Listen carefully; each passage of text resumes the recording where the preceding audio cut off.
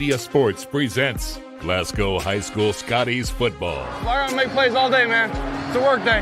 Hit him on three. 1, 2, 3. Glasgow Scotties football on WCLU 103.1 FM and AM 1490. And video streaming free at WCLUradio.com and on the Glasgow Scotties and WCLU YouTube channels. Glasgow Scotties football brought to you by Don Franklin Auto, Hardee's, TJ Regional Health, McDonald's, The People's Bank, La Nacional Restaurant, Kentucky Farm Bureau Agent Joe Myers, Applebee's, South Central Rural Telecommunications Cooperative, Baird Private Wealth Management in Glasgow, and Aero Safety.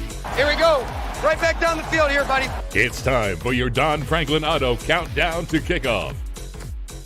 Everybody, welcome here to Trojan Field on the campus of Barren County High School as the Glasgow Scotties and Barren County Trojans play in the Don Franklin Auto Crosstown Classic. It's the renewal of this series from last year. Last year, of course, being the first time the teams had played in 6 years. The Scotties won that game in double overtime, 36-35. Scotties hoping for a similar outcome tonight. Glasgow comes in here ranked number 7 in Class 3A in the latest media poll. Scotties are 3-1 on the year, having suffered their first defeat of the season last week at home to Allen County Scottsville. Final score there 32-15. Barren County undefeated on the year. They are 4-0. They're not ranked in the top 10 in 6A, but they are getting some votes, and so that would put them at number 12 in Class 6A in the media poll this week. They're coming up a 21-15 victory over Monroe County here at home last Friday night.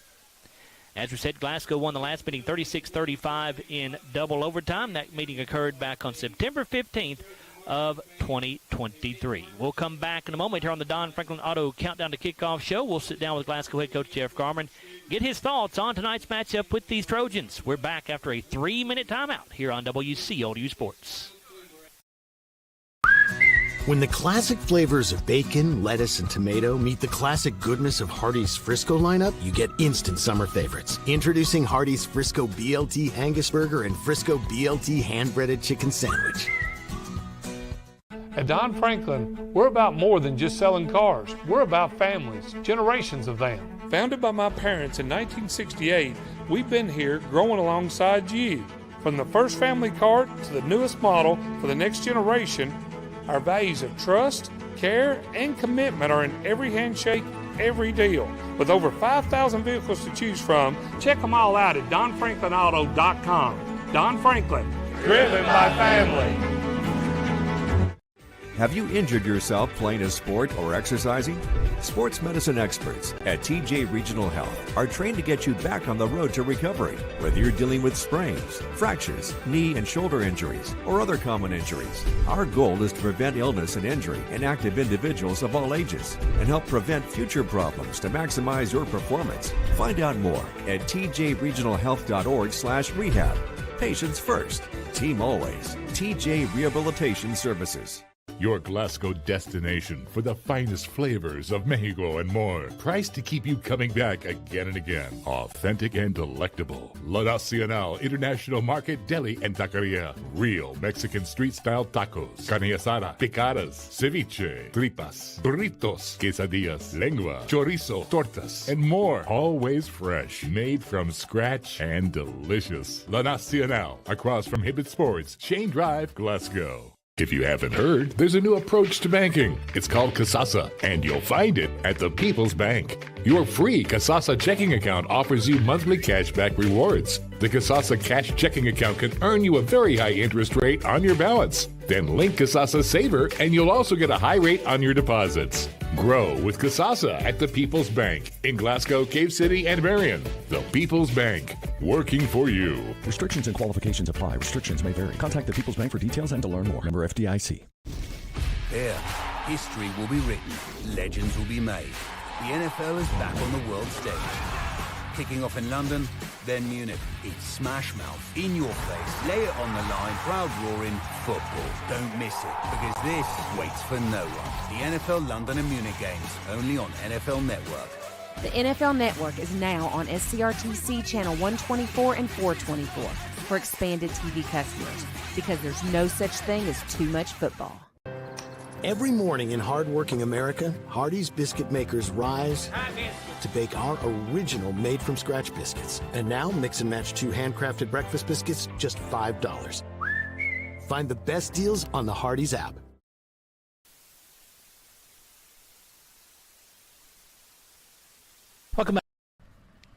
Welcome back here to Barren County High School. Joe Myers with you here on the Don Franklin Auto Countdown to Kickoff Show. We are now joined by Glasgow head football coach Jeff Garman as his team gets set to take on the Trojans here in game number 5 of the season. And Jeff, obviously being Barren County week, as coaches, I'm sure you guys try to take this game just like any other game. But have you seen any kind of extra sense of excitement, anticipation, anything out of your players this week in practice?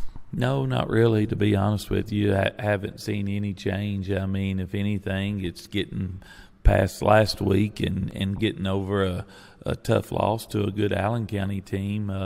But, it's like we tell the kids, you've got to put games behind you. You got to move on. And, we watched the film from last week and made some mistakes. And, we got to get those mistakes corrected. But, there was a lot of good things that happened in that game Friday night. We just got to be more consistent, take care of the football, and, score when we get opportunities down in the red zone. Are you pleased with how the kids have responded in practice coming off that loss? Yeah, I mean, everything's went well. Went well so far this week. So, I'm optimistic. It's about us taking care of our business and about us doing the things that we do well.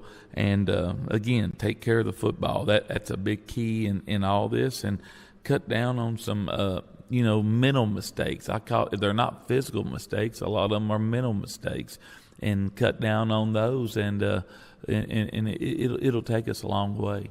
Tackling, as you discussed in the postgame last week, Jeff, was an issue for you guys against Allen County Scott. So have y'all paid any extra attention to that this week in practice, or how do you balance practicing tackling or whatever versus trying to not get anybody hurt in practice? I'm going to give credit where credit's due. The back from Allen County is pretty good. I've watched them play 3 games prior to our game, and it was the same story every week. I don't think tackling had been an issue up until Friday night. So the quarterback and the running back were really good players, and I think they posed more of the problems. But Barren County's got some good kids too. The quarterback, the Spillman kid, he's really elusive. He's quick. He does a really good job for them. And then their backs, they've got a couple of kids back there that are real physical. And we've got to get people to football, and you've got to be able to tackle in space. Tackling's a big part of the game, and when you don't do it well, it shows. Hudson Gum, your quarterback, of course, was terrific in the first 2 games. Jeff, he's not played his best the last 2 games. I think Hudson would tell you that himself. How do you try to get him back on track? Well, a lot of it has to do, too, with the scenario of the game. When we get out and got ahead in the first 2 games, it made a big difference. It makes a big difference in your play calling, what you're allowed to do. It seems like the last 2 games we've had some mental mistakes, puts us behind in the sticks, behind on the chains, and the play calling becomes a little bit more difficult, and the execution comes a little bit more tougher because the play calling becomes more predictable. And when you're 3rd and 12, or if you're 2nd and 5, there's a big difference in how teams respond to how the plays you run. So we need to stay in positive plays on the chains.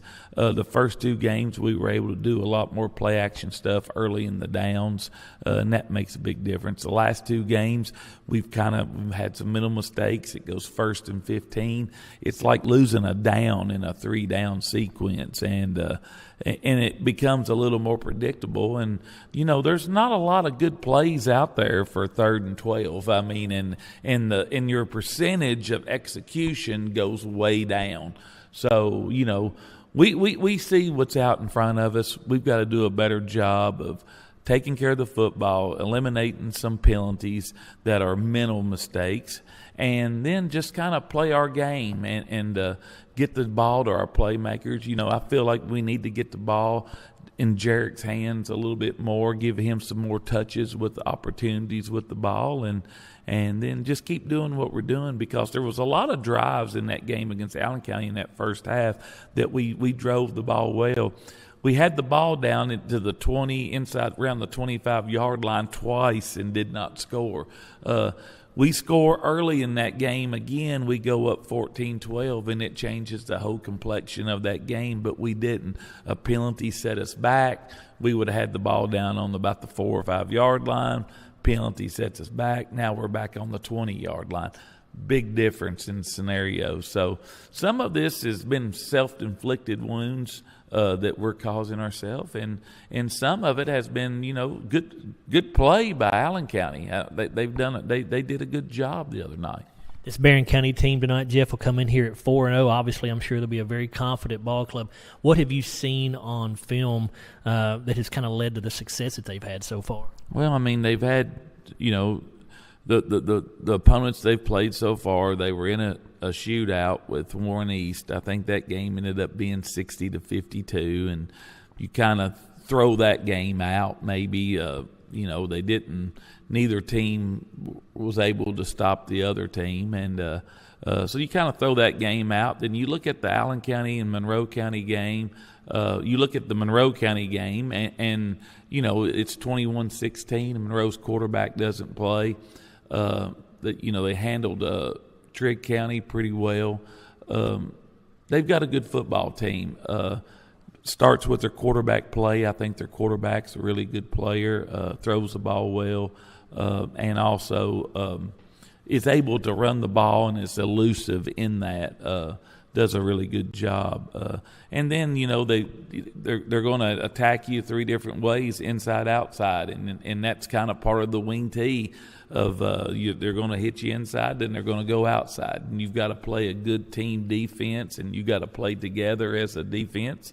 And then, defensively, but throw out the Warren East game, they've got stops when they've needed to. And so, I mean, they're a good football team. They're 4-0 for a reason. They're well coached. Coach Myers does a really good job with them, and they're in a pretty good position right now. You mentioned John Myers. Of course, he was an assistant coach here at Glasgow for the last several years. He's in his first year over there as the head coach. Obviously, he's familiar with what you like to do. You're familiar with what he likes to do. Is this a game to where you kind of maybe switch some things up because of that, or do y'all just go out and do what you do best? We're going to go do what we do, and each week when you play these teams, everybody knows kind of what everybody's doing. It's about execution.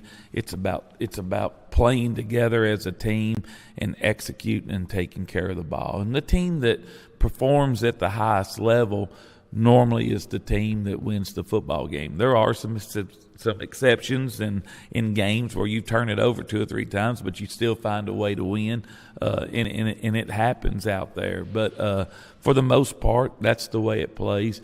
Coach Myers does a really good job. I'm sure he's familiar with our kids, and I want to say this. We were truly blessed to have John here for the 3 or 4 years and have his son play here. It was a blessing. John did a great job, and we wish him nothing but success wherever he goes and whatever he does. But I want to say thank you to him for what all he's done for our program over the years. But it's business Friday night, and we're going to play a football game, and he's going to try to do his best. We're going to try to do our best, and at the end, we'll see who played the best that night. All right, Jeff. Good luck tonight. Thank you. Scotty head coach Jeff Garman, and when we come back, we'll be giving you the starting lineups for both ball clubs. We'll also be joined by Chase Landrum, who's filling in for Larry Alexander tonight, as well as Bruce Tribune. We're back after a 3-minute timeout here on the Don Franklin Auto Countdown to Kickoff show on WCOU Sports. They say that breakfast is the most important meal of the day. Well, they are correct. Roll into a good morning with our warm toasted bagels. It's breakfast worth waking up for. Ba-da-ba-ba-ba. I'm Dan Fouch, branch manager at Baird Private Wealth Management in Glasgow. Our office recognizes that football and retirement share more similarities than you might think. The head coach, that's you. You are the ultimate decision maker when it comes to your finances. A successful retirement happens with support of a financial advisor, and that's where the quarterback comes in. A quarterback and financial advisor both pay close attention to the details and make the correct adjustments so that goals can be met. Call our office and speak with a financial advisor who can help you execute the plays to win in retirement.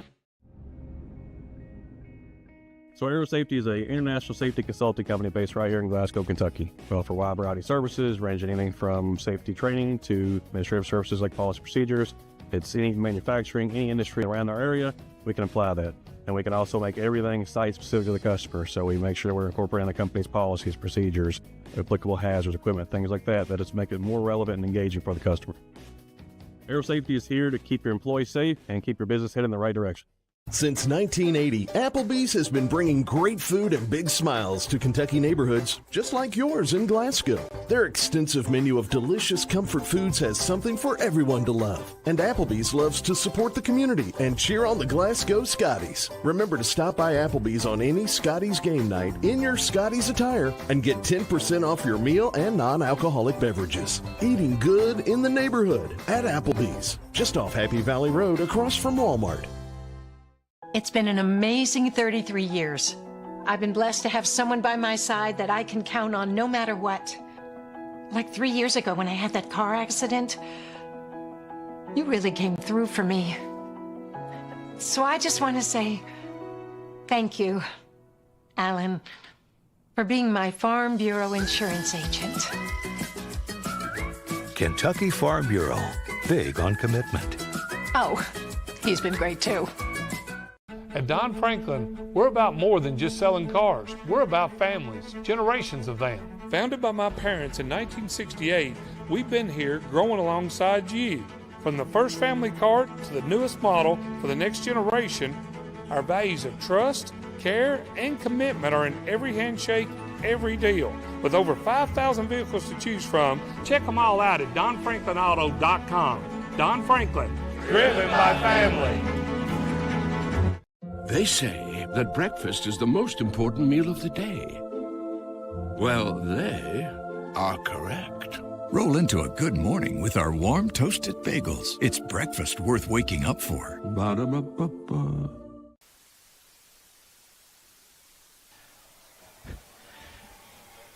Joe Myers, Chase Landrum, Bruce Tribune back here with you on the Don Franklin Auto Countdown to Kickoff show here from Trojan Field on the campus of Barren County High School. We welcome you in here for what we think will be a good ball game for you tonight.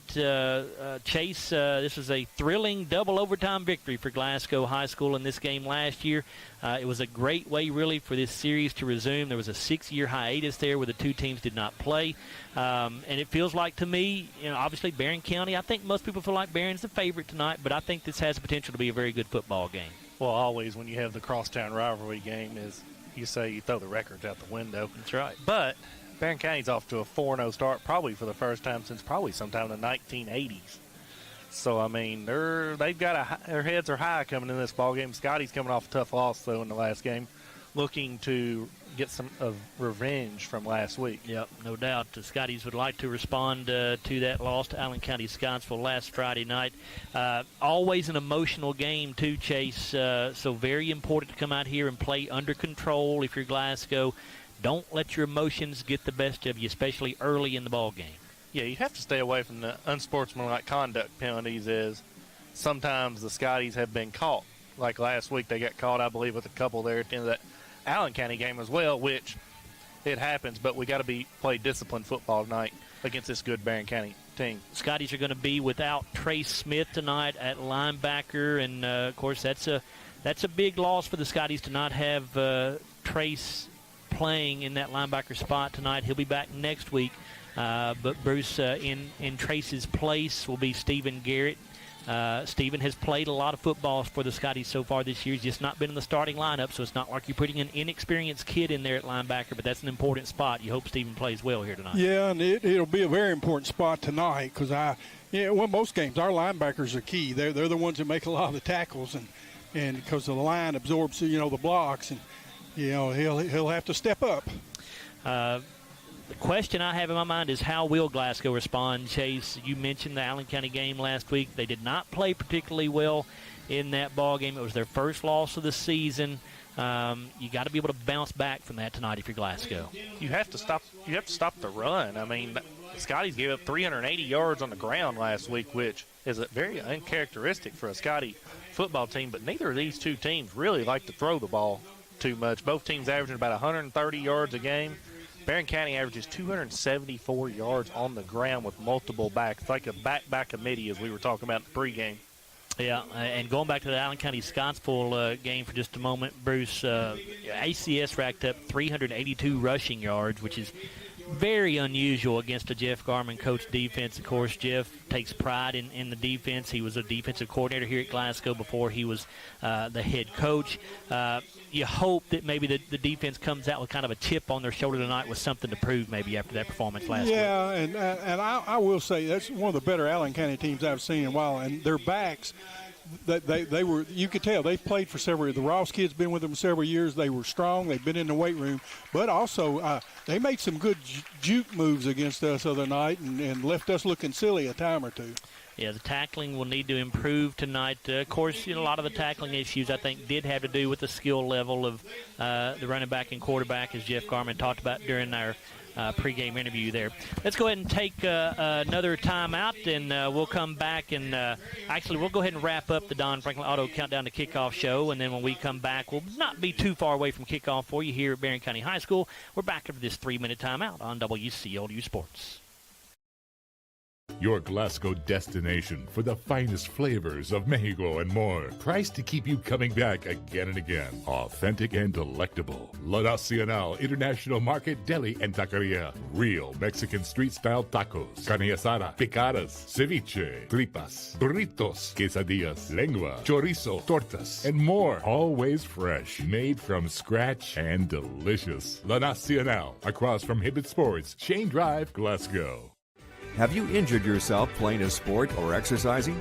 Sports medicine experts at TJ Regional Health are trained to get you back on the road to recovery. Whether you're dealing with sprains, fractures, knee and shoulder injuries, or other common injuries, our goal is to prevent illness and injury in active individuals of all ages and help prevent future problems to maximize your performance. Find out more at tjregionalhealth.org/rehab.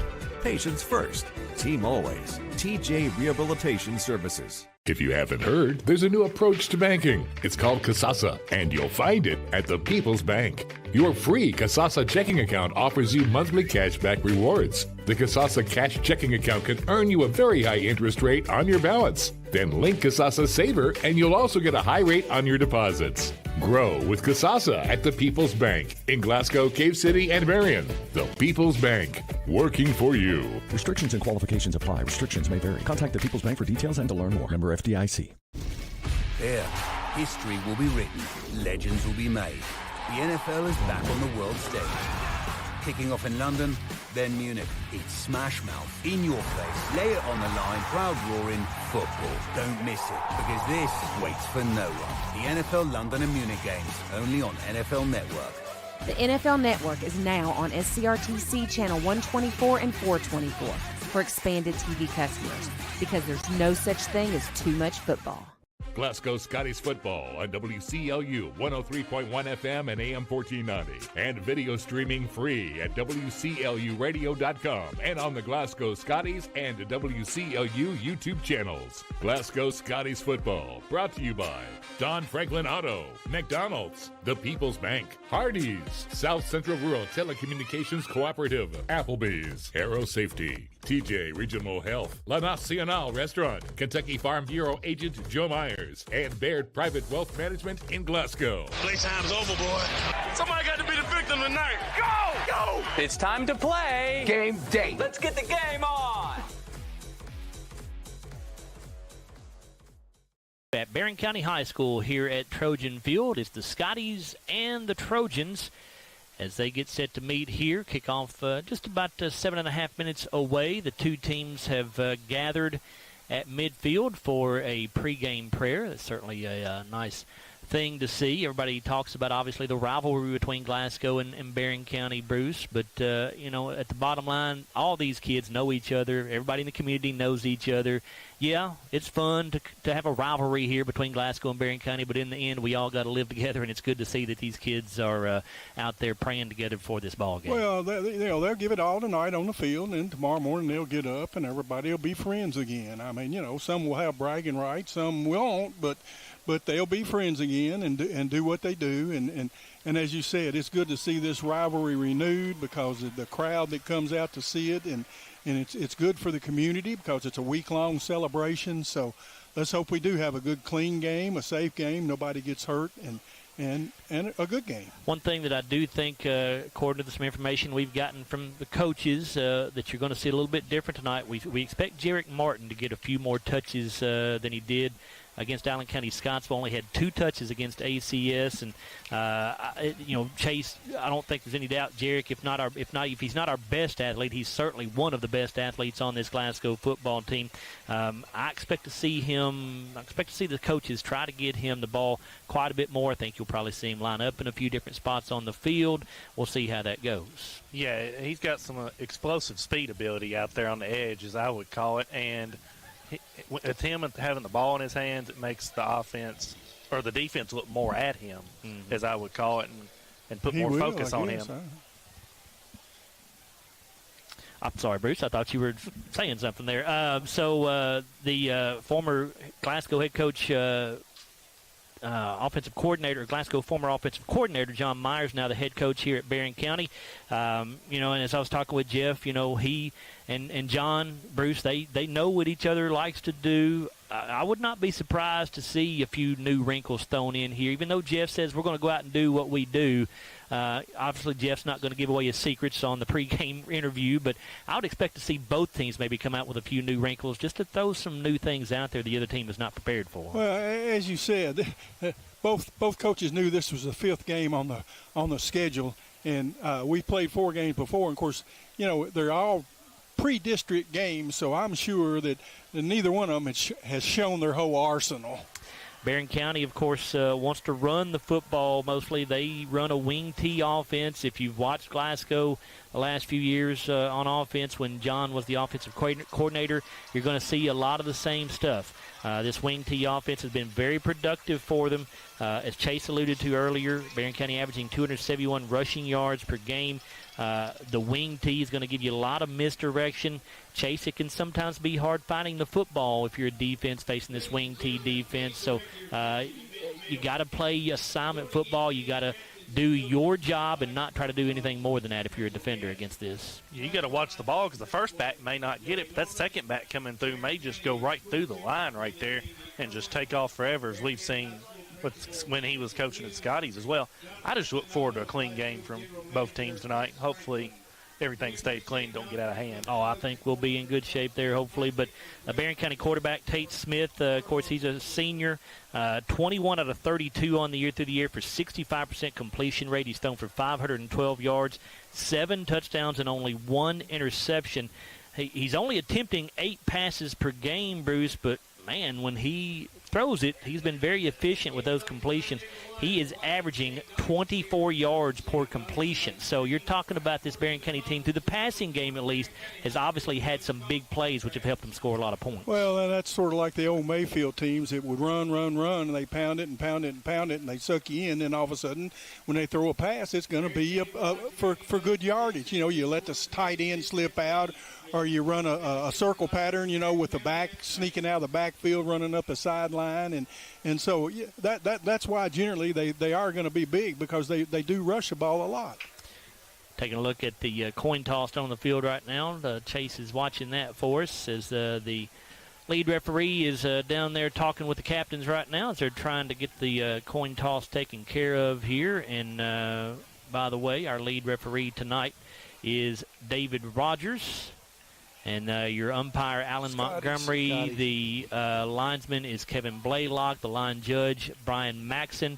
Back judge, Daniel Rogers. Field judge, Larry Milan. And the side judge, Dennis Rogers. So Glasgow won the toss, guys. And they're going to receive. They elected to receive. Yep, Jeff Carmen typically does that. He does that. That's the second game in a row he's won the coin toss and has received both times. Yeah, I can probably count on one hand the times I remember Jeff deferring to the second half whenever he wins that coin toss. But Chase, you alluded to this earlier. It's kind of a running back by committee. For Barren County. They've got 5 rushers who have at least 100 yards on the season. Jordan Harris, number 20, leads the team with 287 yards per game, and he's averaging 15 yards per carry. So you got to watch him, obviously, when he has the football in his hands. Dalen Thomas, of course, a former Glasgow Scottie. That name's probably familiar if you're a Glasgow fan. He transferred over here to Barren County during the offseason. Dalen has 199 yards on the year, second on the team. Cody Kearney, 141 yards on the season. The quarterback, Tate Spillman, 123 yards rushing. And Corbin Wells, 105 yards rushing. So, Bruce, you just never know who's going to get the football in this offense. That's part of what makes it so effective, I think. It is. I'll go back to something I know I've told y'all about Coach Eubank when he was at Glasgow. Of course, he was at Barren County before he came to Glasgow, and he was scrimmaging a team out of Louisville one year, and they were on the wing tee, and the coach after the game said, Coach, we just couldn't follow the ball, get my kids to follow the ball. He said, don't try to follow the ball. Look and see where my guards are going because they're going to be blocking for that ball. That's true. Another kid you're going to hear the name of a lot, tight end Jackson Bird for Barren County. He's a leading receiver, 11 catches, 236 yards, and 3 touchdowns. Chase, what about keys for a Glasgow victory here tonight in this football game? Well, I've been on the road a bunch, and I've only seen a few football games, as you would say, this year. But the Scotties need to win a turnover battle tonight. ACS got that 3-0 last week, if I remember correctly. And then tackling on defense, a lot of missed tackles on defense for the Scotties last week as well. And here's the big one for me. Win the line of scrimmage on both sides of the ball. All right, and then the series record between Glasgow and Barren County. Glasgow leads the series 28 wins to 7 losses. And the Scotties won the first game back in 1977. Glasgow won that matchup 14-10. Scotties won last year's matchup again 36-35 in double overtime. The last time Barren County won back in 2014. Barren County won that one 14-11. Glasgow has won 8 of the last 9 meetings and 3 consecutive meetings with these Barren County Trojans. Glasgow wearing their all-white uniforms tonight with Columbia blue numerals, the familiar royal blue helmet with a white Scottie paw on the side. Barren County in all burgundy uniforms tonight with white numerals, trimmed or outlined in gold, I should say. Got some gold trim on the uniforms as well. Barren County with the burgundy helmet and the Trojan on the side of the helmet. For Barren County to tee this thing up to get us underway, it'll be Braden Houchins kicking it off. And back deep for the Scotties, Cam Bull and Jarek Martin.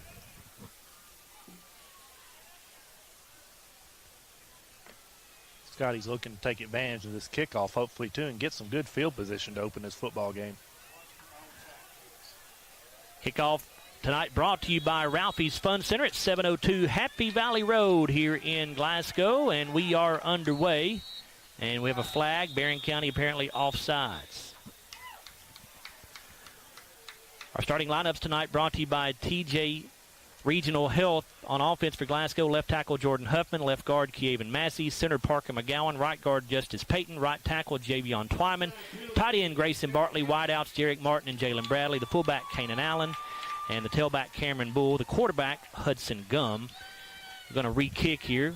Barren County, we've moved back to the 35-yard line. A little too excited right there to begin with. Must have been. So now the ball blown ready for play again. Houchins approaches, and another squib kick. It'll be fielded by Jalen Bradley at the 39. He's up across the 40, 45, and he'll go down right around the 46-yard line. Give that tackle to number 26, Corbin Wells for the Trojans. Return of 6 yards. They're going to spot him down at the 45 instead of the 46. Pretty good field position to start for the Scotties as well. Gave you the Glasgow offense. Let's give you the Barren County defense real quick. The nose tackle, Colton Thomas. Defensive end, Sean Brody and Bryson Wilson. Linebackers, Jordan Harris, Jackson Bird, Braden Houchins, Corbin Wells, Steele Whitaker. Cornerbacks, Dakota Wade and Briggs Harris. The safety, Tate Spillman. Hudson Gum will turn and give this ball off to Cam Bull, and he's going to get hit and drop for a loss. back to the 38-yard line. Loss of 2 yards. Met by a host of Trojans that time, but we'll give that one to Corbin Wells as well as the first one I've seen to get to the running back. Second down and 12 coming up for the Scotties. In the starting lineups brought to you by TJ Regional Health.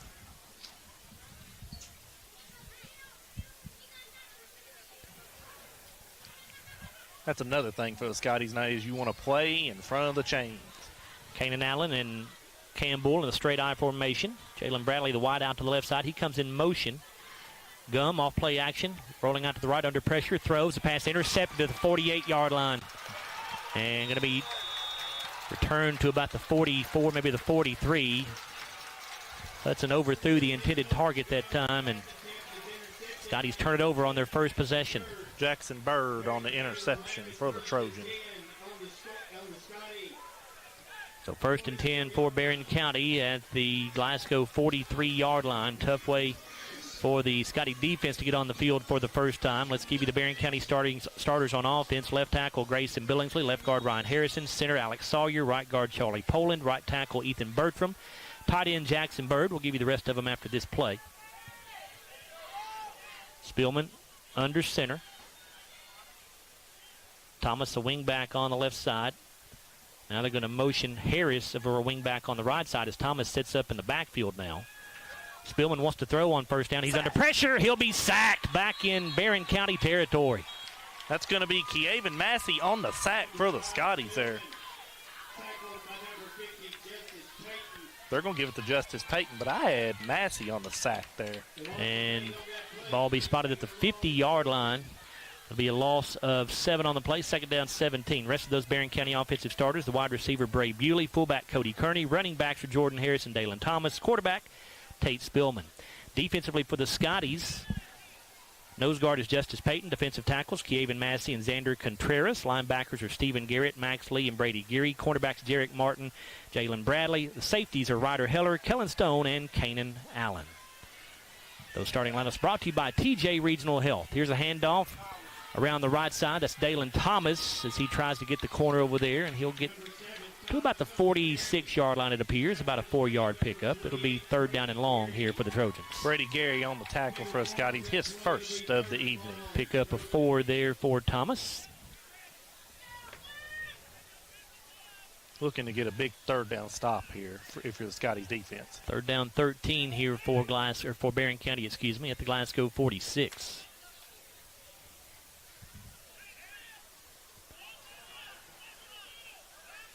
Spielman in shotgun. The lone running back here is Kearney. You've got 3 receivers to the left, 1 to the right. Spielman wants to throw. Steps up in the pocket. He'll try to run. He's got some room to 40, 35. He's got the first down. Ball pops out. He gets it right back, though, and I think he's going to go down right at the first down marker, but there is a flag down behind the play. This one's coming back. It's a holding call against the Trojans. It's going to be 3rd and a long way right here. Spielman did get to the first down marker there, but the penalty negates the play. Flag is back at the 48-yard line in Barren County territory, so if they mark it from there, it's going to go all the way back to the 38. He appears to be marking it from the prior spot, though, rather than from the spot of the foul. So, all right, so the ball will be spotted at the 44-yard line. Still 3rd and a mile. It's almost probably like 3rd and 25 is what I was thinking over here. Right in that neighborhood, yep.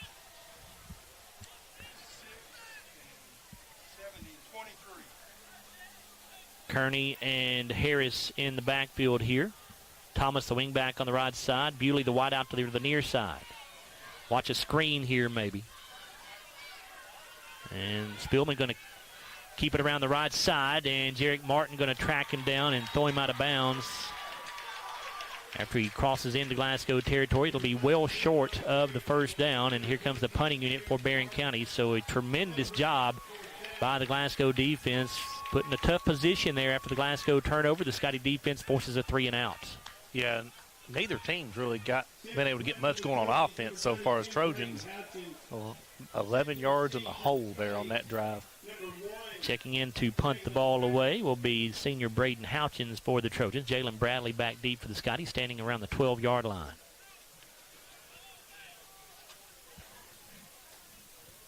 Snap a little high, but Houchins brings it down. Scotty's almost got to it, but he gets it off. Takes a huge Barren County roll, but then Bradley fields it at the 12. He's across the 20 and up to the 22-yard line.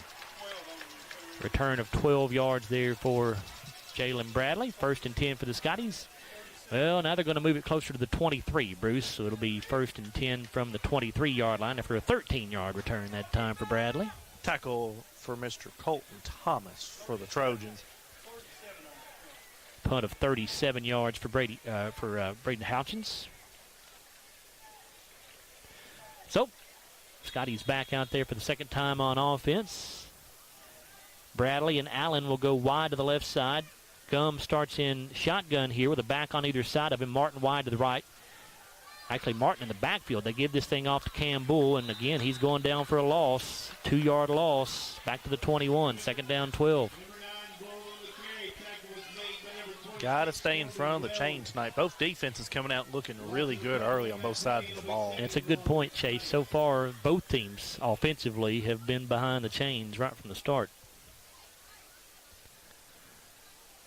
Scotty's lost 2 on their first down play on their opening series as well. 2nd and 12. Come under center this time. Allen and Bull in an offset eye. Stone is a wing back on the right side. You got a wide out here to the near side. They're going to pitch this thing to Bull on a sweep around the right end. Cam going to get tripped up at the 25. He'll fall forward to the 27-yard line. It's going to be Tate Spillman on the tackle there. His first of the night. Scotty's going to have 3rd and medium. Pickup of 6. It'll be 3rd down and 6 coming here for the Scotties.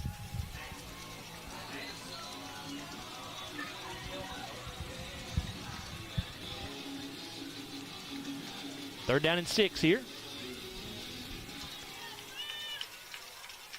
Twin receivers to the left, a single wide out to the near side. Gum in shotgun. Hudson with a quick pitch to Jarek Martin around the left side. Martin gets the 30, 35-40, 45-50, and tried to tiptoe to stay in bounds. He cannot, but a big gain there for the Scotties. We told you that you would see Jarek Martin line up in some different spots. He was lined up in the backfield that time, and it's a big gain to the Barren County 43-yard line. Yeah, and Martin got the edge right there and just took off. It's Tate Spillman on tackle. If it wasn't for him there on the edge, Martin scoring on that play. That's a Baird Private Wealth Management first down after a pickup of 30 yards.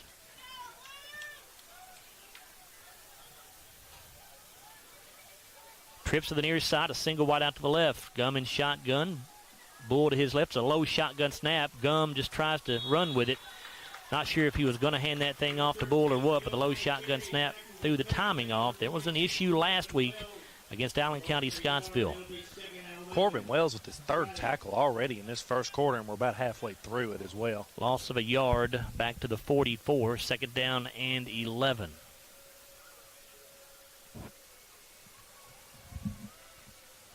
Jalen Bradley goes wide left. Martin, Stone, Allen, the wideouts here to the near side. They'll send Stone in motion. Gum wants to throw. Looking over the middle for Jarek Martin. He's open. Caught at the 15, and he'll go down inside the 10. The ball came out. No, they're going to say it was incomplete. They say he did not hang on to it long enough. So it'll be 3rd down and 11, but a good throw that time by Hudson Gum. Jarek got hit about the time he caught the football, and it was knocked out of his hands. That was a good play call there for the Scotties. As soon as Jarek tried to make a catch, about 3 or 4 Barren County defenders were there to take the ball away from him. Now we're 3rd and 11 here. 5:55 to go in this opening quarter. We are scoreless here between Glasgow and Barren County. And the Scotties a little confused here. Got 13 on the play clock. Now Hudson Gum runs up to the line of scrimmage and maybe changing the play. Gum in shotgun. He's got a back on either side of him. And a busted play here. That was a disaster right from the start. Gum trying to run for something here. He's going to get across the 45 to the 44, back to the original line of scrimmage. Scotties maybe should have burned a timeout right there. Houchins on the tackle for the Trojans. Scotties will now look to probably punt this football. No gain on the play. It'll be 4th down and 11. And with 5:33 to go in the first quarter, Scotties send the punting unit in. Here comes Kanan Allen to kick it away. Going back deep for Barren County is Bray Bewley. Set to punt for the Scotties, number 6, Kanan Allen. you're hoping to pin the Trojans deep here as well with this punt. Canyon's punted well so far this year, averaging 36 yards per kick. The Scotties running the player onto the field very late. They're not going to have time to get this thing off.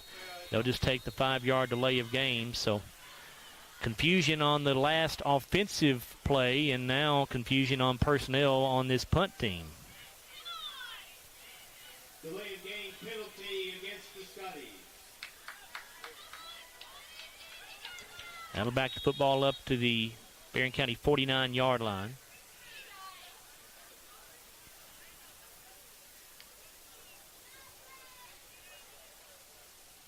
Allen has the snap. Gets it away. Will bounce at the 21-yard line and take a little bit of a Glasgow roll. It'll be down to inside the 20 at the 19, it looks like. Or the 18-yard line, I believe. Punt of 31 yards for Canaan Allen with no return. Barren County will take over on downs, 1st and 10 from their own 18-yard line.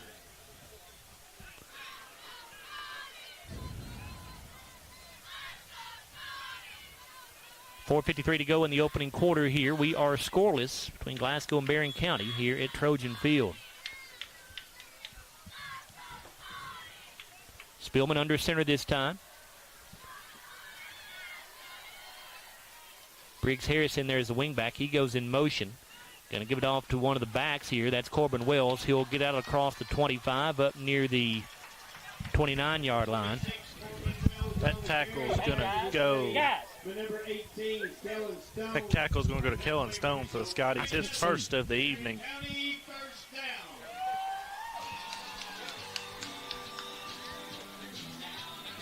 First and 10 for the Trojans at Barren County's own 28-yard line. Spielman under center. Gonna give this thing off. Can't pick up the number there. It's a handoff straight up the middle across the 35, and that is on the carry Corbin Wells once again. We'll give the tackle to Brady Gary, his second of the evening.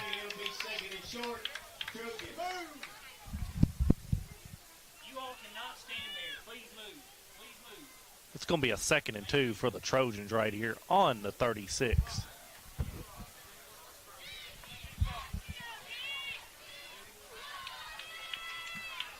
Second down 2 here. Spielman under center. Harris again, the wingback here on the near side.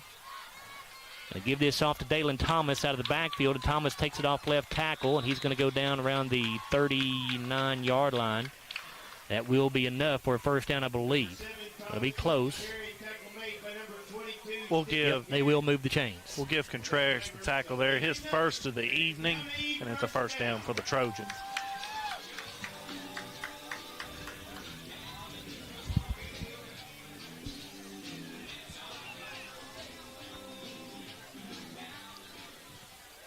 First and 10, Barren County at their own 39-yard line.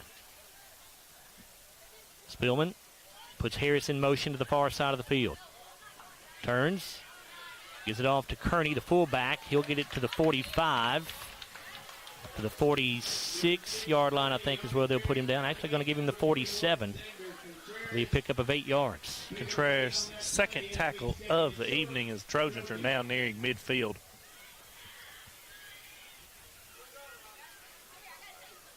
.237 to go in the opening quarter. Scoreless here between Glasgow and Barren County. Spielman going to give this thing off on a sweep around the left side at the 50, 45. And that is Briggs Harris that was on the carry that time. He's run out of bounds in Glasgow territory at the 46. Tackle goes to Canaan Allen for the Scotties as the Trojans are now in business on their side of the field now. Ball right between the 46 and 45-yard lines.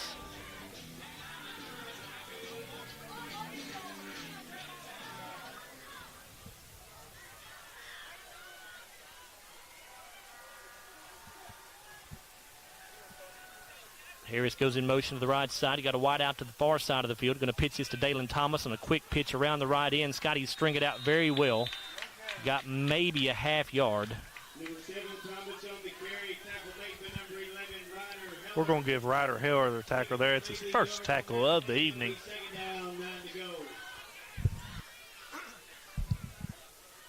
Scotty's looking for a defensive stop right here as well. We'll say no gain. It'll be 2nd down and 10. A minute 55 left in this opening quarter. Still nobody on the board yet. Backs are split in the backfield. Thomas, the wing back here on the near side. Give it off to the second man through. That's going to be a first down across the 35-yard line. On the carry that time for Barren County is Jordan Harris. And Harris took a pretty good shot that time, I think, from Kellen Stone. And Harris going to have to come out of the ball game, but he does pick up a first down for the Trojans. Yeah, Kellen Stone's second tackle of the evening, as now the Trojans are getting in business down through here as they're on the 32. Pick up of 14 yards.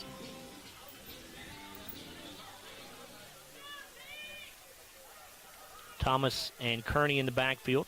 Briggs Harris, the wing back, on the right. A wide out here to the near side of the field. Harris comes in motion. Spillman, give it off to Kearney, and he will get down near the 25-yard line as he took it off left guard that time. Pick up of 7. It'll be 2nd down and 3. Kanan Allen on the tackle there, his second of the evening. Under a minute to go here in this opening quarter. Very fast-paced first quarter yes, as it well. has been. I was just noticing that. Spillman under center. Backs are split. Here comes Harris in motion. That's Briggs Harris to the near side. And to give this thing off to, actually, that's Spillman who keeps it around the left side, and he's going to get to the 20-yard line before being driven out of bounds, and that'll be enough for a Barren County first down. Kanan Allen's third tackle of the evening.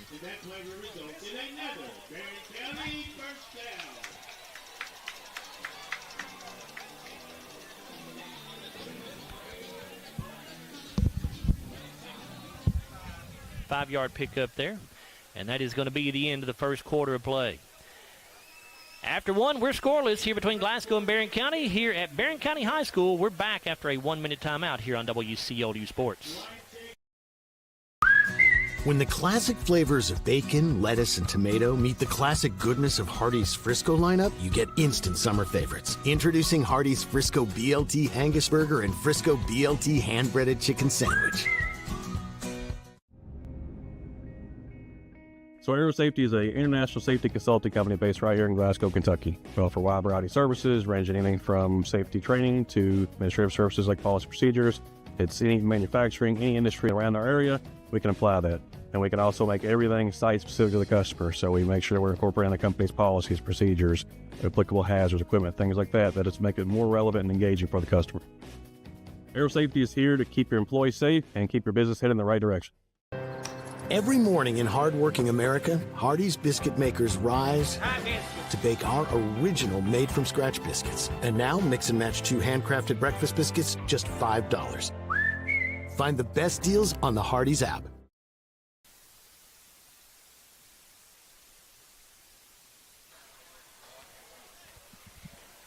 Back here for the start of the second quarter at Barren County High School. Joe Myers, Chase Lander, Bruce Tribune with you. We're scoreless here between Glasgow and Barren County. Trojans have the football at the Glasgow 20, first down and 10. Dalen Thomas goes in motion. Spillman going to turn and hand this thing off. I believe that may have been Kearney on the carry. Oh, actually, no, that is, who is that? Yep, that is Kearney on the carry that time. Going to get a yard to the 19. Massey's going to get the tackle there for the Scotties. That is going to be his first tackle of the evening. As it's very hard to see, Joe. Yeah, this is our first experience broadcasting a game here from the Barren County press box. And while the box inside is plenty nice, plenty big, there are people standing right in front of us. And it is very difficult to see what's going on at times. Spillman under center. Harris and Kearney in the backfield here. Dalen Thomas comes in motion from his wingback spot. Spillman fakes the handoff, wants to throw.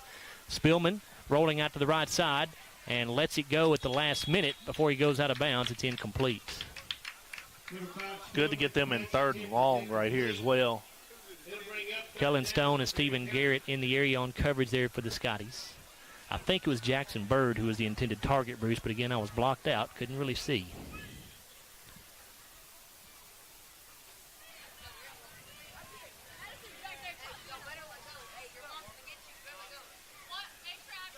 11:08 to go here in the first half of play. 3rd down 9 coming up for the Trojans. Barren County at the Glasgow 19, so certainly 4-down territory here. Spillman sets up in shotgun. He's got Kearney to his left. 2 wideouts each way. And the shotgun snap hits the man in motion for Barren County, and Glasgow recovers. Wow. That's Brady Geary, I think, who came up with it. It is. Jordan Harris was going in motion. The ball was snapped just as he got behind the center. It bounced off Harris, and Brady Geary alertly jumped on top of it. It's Glasgow football. So each team now with a turnover. That could be a big turning point in this game as well if you're a Scotties fan.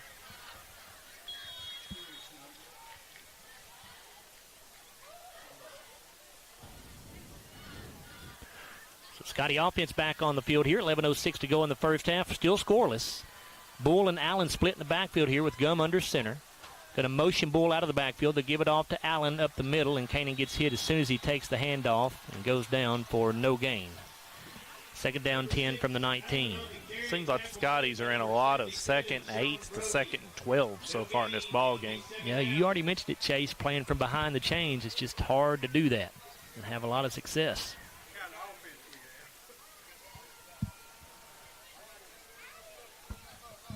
Not had much success on 1st down, certainly, so far in this ball game, have the Scotties.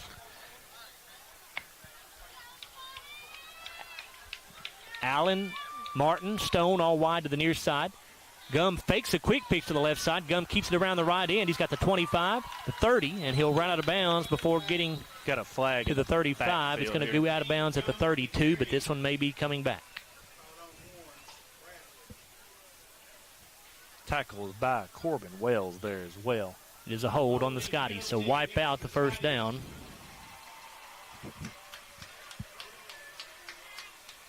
They do mark this one from the spot of the foul. That's going to move the ball back to the 11. It'll make it 2nd down and 13 here for the Scotties. I'm sorry, not the 11, the 16.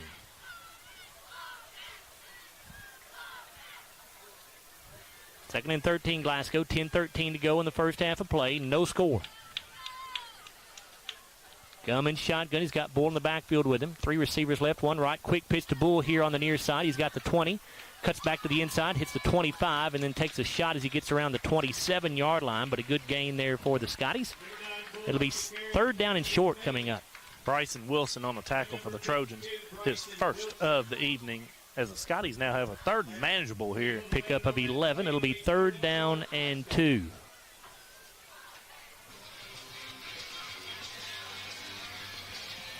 Ball at the Glasgow 27.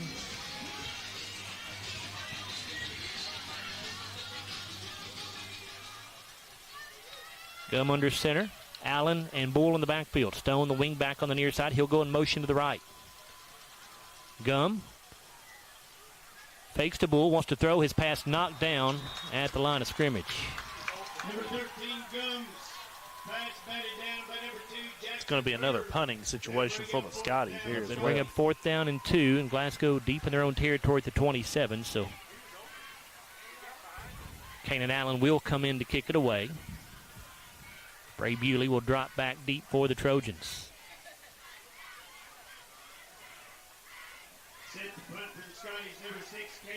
And we'll try to squeeze in a 30-second timeout here after this punt.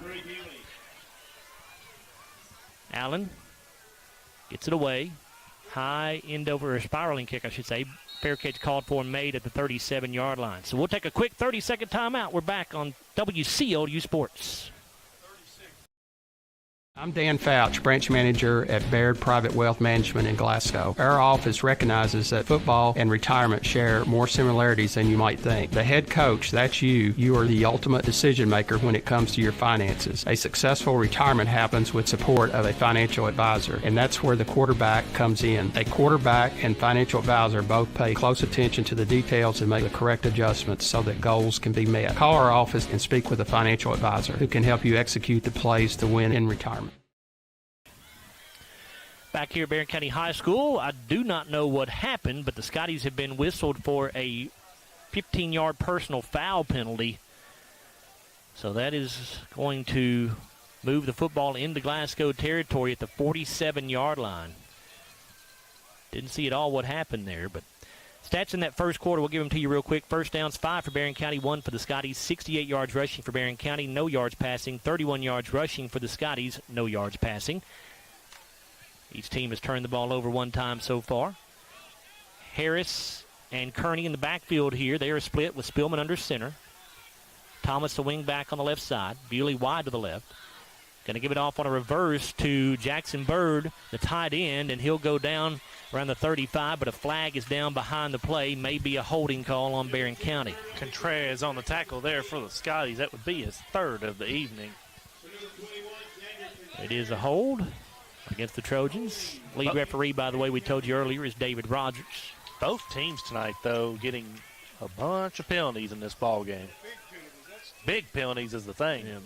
Barren County's been penalized 3 times for 25 yards. Glasgow 3 times for 30. I mean, this game's flying because we've only seen about 3 passes in this game so far. Clock stopped right now after the penalty. 9 minutes to play. Now they run it. We're here in the second quarter. Still no score. First down and 14 for the Trojans. That penalty backs them up to their own 49-yard line. Spillman under center. Kearney, the lone setback. You got a wing back on either side. That's Harris and Thomas. Bewley, the wide out to the left. Spillman fakes the handoff up the middle, keeps it around the left end, gets to the corner. He'll cross the 45, the 40. 3 flags are down. This is going to be a face mask on Glasgow. That was easy for everybody in the building to see. Well, and you could have got him almost at the line of scrimmage, but a couple missed tackles there for the Skies give the Trojans about a 13-yard gain on that play. Spillman run out of bounds at the 35 and then tack on 15 yards to that. So this is going to be a huge play for the Scotties. Personal foul face mask on Glasgow. So that's 2 personal fouls on the Scotties on this series alone. So 30 yards in penalties. Just penalties you honestly cannot have if you want to keep the Trojans out of the end zone because they're getting pretty far down there right now. First down and 10 for the Trojans at the Glasgow 20-yard line, 8:33 to go. Just about the spot where the Trojans fumbled on their last drive. Spillman under center, Kearney and Harris in the backfield. And a little busted play here, it looks like. Spillman going to try to run it around the right end. He's going to get back to the line of scrimmage. That'll be all.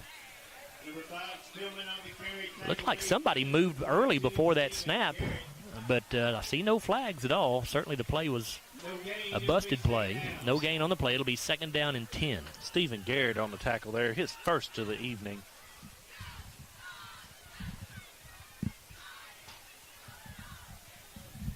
$7:56 to go in the first half of play. Trojans turned it over the last time they got this deep in Glasgow territory. Each team has turned it over 1 time so far tonight. Spillman under center. Kearney, the lone setback. Thomas and Harris, the wingbacks. They give it off to Thomas on a sweep around the left side. He's inside the 10, inside the 5, and he'll go into the end zone for the Barren County touchdown.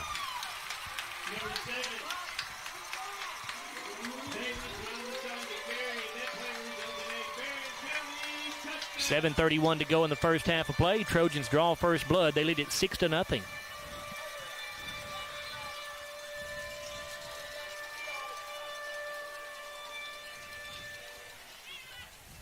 He just hit the hole right there and just took off after that.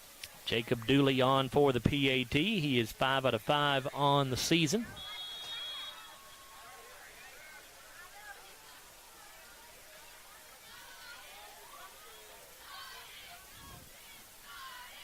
Snap is down, the kick is up, and it is good. 7:31 to go in the first half of play. Barren County 7, Glasgow nothing. We'll take another 30-second timeout here on WCLU Sports. We know there's a big difference between being in a community and being part of the community. That's why here in Glasgow, we cheer on the Scotties. We work hard every day to make a positive impact on the community we call home. Behind our golden arches, we strive daily to serve delicious food and treats. If you could only smell this McDonald's ad, you'd smell how delicious this burger and fries really are. Join our McTeam. To learn how, text KY209 to 38000. Benefits include a sign-on bonus up to $500.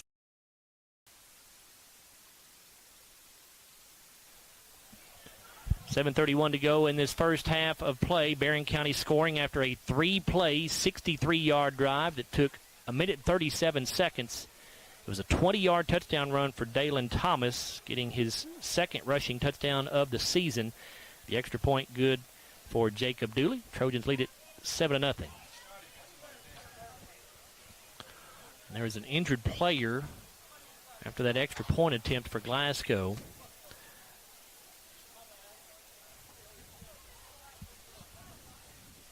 Can't pick the number up here. He's surrounded by coaches and medical personnel. Going to get him up to his feet now.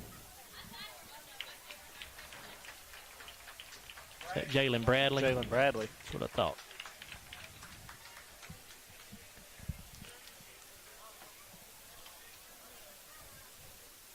Jalen hopefully will be okay and able to continue the rest of the game.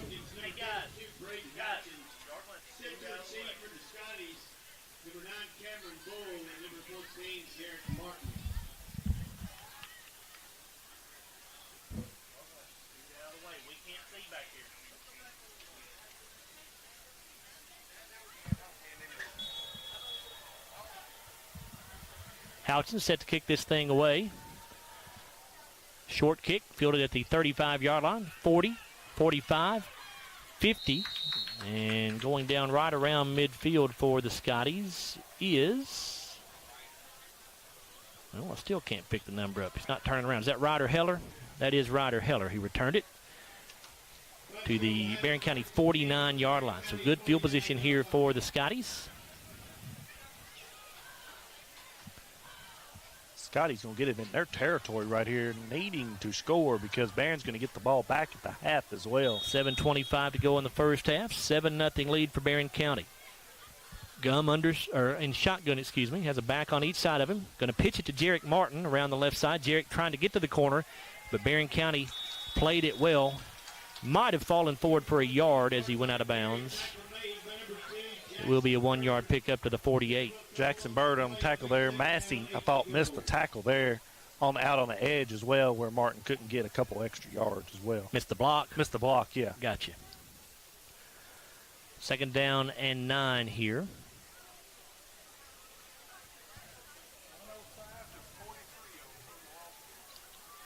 Barren County 105 total yards. Scotties was just 43 yards of offense so far.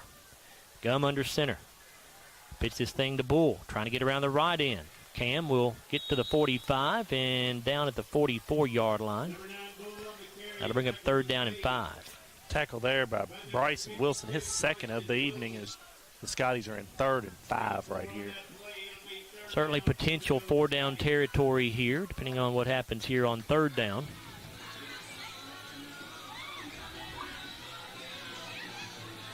A quick moving at first half, as I've stated probably multiple times at this point.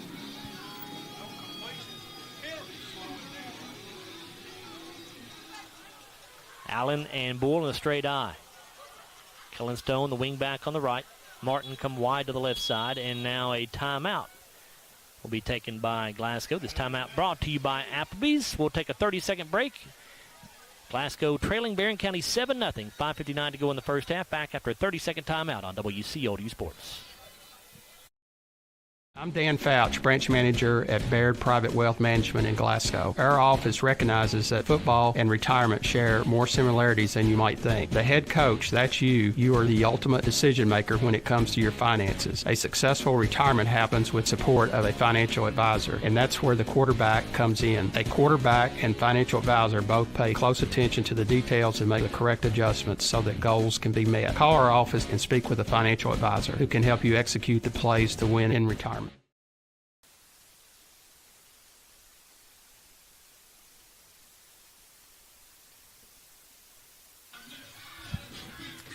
Third down 5 coming up for the Scotties here. We've got 5:59 to go in the second quarter. Barren County on top, 7-0 here at Trojan Field.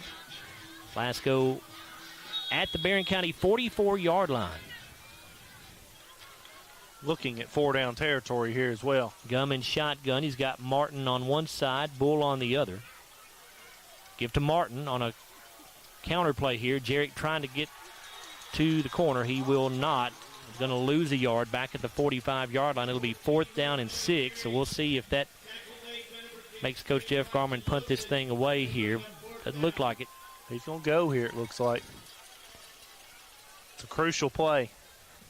Bit of a gamble here. 5:36 to go in the first half, but Glasgow trailing 7-0. Coach Garman going to keep the offense on the field on 4th down and 7. Martin actually lost 2 yards on that play. I thought he got to the 45. They backed him up to the 46. Huge play in this ball game. 2 receivers to each side. Gum in shotgun. Bull in the backfield with him. And now a whistle and a timeout taken by Glasgow once again. This timeout brought to you by Applebee's. We'll stay right here as we've gotten caught up on our breaks now. We do need to tell you that tonight only, if you wear your Scotties attire to Applebee's, you'll get 10% off your meal and non-alcoholic beverages. So get out to Applebee's and eat good in the neighborhood tonight. 10% off by wearing your Scotties attire there to Applebee's. We normally have some scores to pass along to you by now, but we have not had anybody report any scores whatsoever on our group text amongst all the radio guys here, so not sure what's going on there. 4th down and 7 here for Glasgow. They're at the Barren County 46-yard line, and they'll go for it. Looks like Bradley has re-entered the game for the Scotties as well. That's good to see. 2 receivers on each side of the formation. Gum has Bull in the backfield with him. Hudson's in shotgun. Hudson to throw. Flushed out of the pocket. He'll let it go. Pass is dropped. Would have been a first down, but Jalen Bradley could not catch it. It was right in his hands, right around the 37-yard line. That hurts.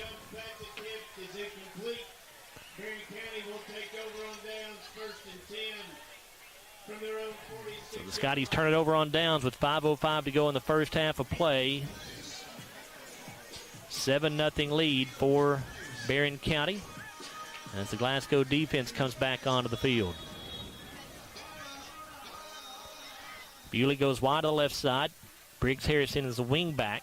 Wells in the backfield this time to get Harris in motion to the left side. Give this off to Wells. He goes off left guard. He'll cross the 50 to the 48-yard line or so in Glasgow territory. Kanan Allen's 5th tackle of the evening for the Scotties.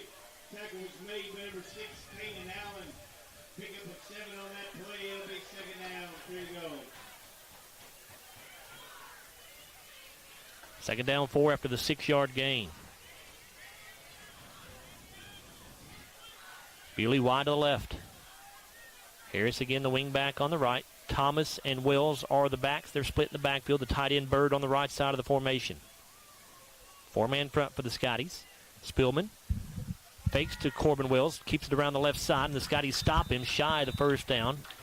Gain of 2 to the 46. It'll be 3rd down and 2 for the Trojans. Max Lee on the tackle for the Scotties. His first of the evening.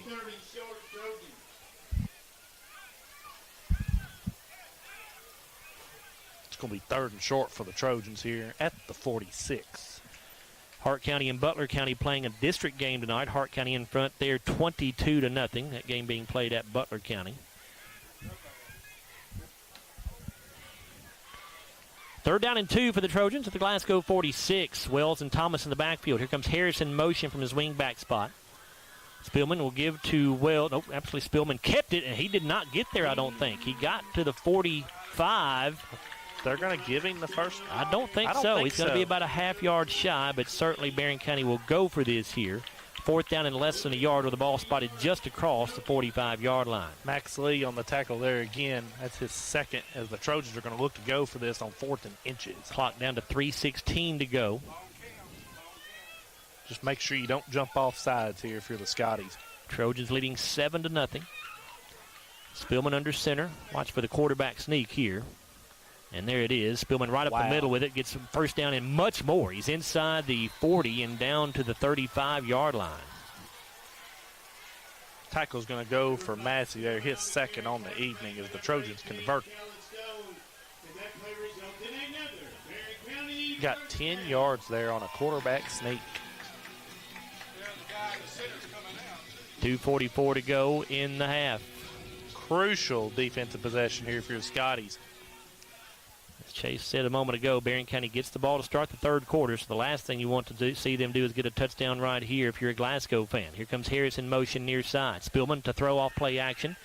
Spillman looking down the middle. Pass is going to be incomplete. Kellen Stone had a beat on it, and Bray Bewley turned from wide receiver to defensive back right there. He ends up knocking the ball away from Kellen. Kellen almost had his 4th interception of the season right there. Actually, it would have been his 5th interception. He has 4. Second down and 10 for the Trojans. Well, it stopped the clock as well right there. Greenwood leads Warren Central 28-6. 10:22 to go in the second quarter there in that ball game.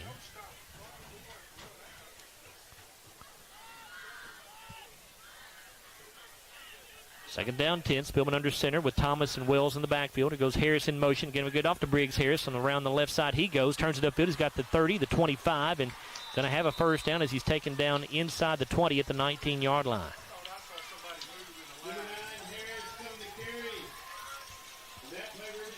Tackle's going to go to, I could not tell that time.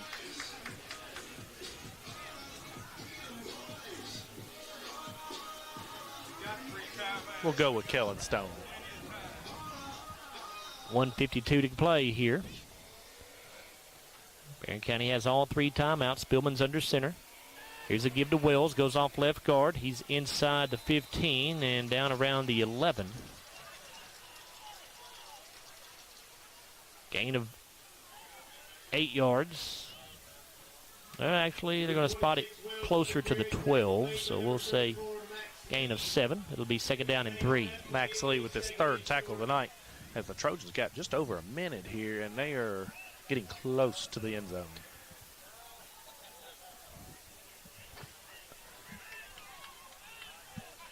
$1:12 to go here. Here's the give to Cody Kearney. He goes inside the 10 down to the 9, and that should be enough for a first down.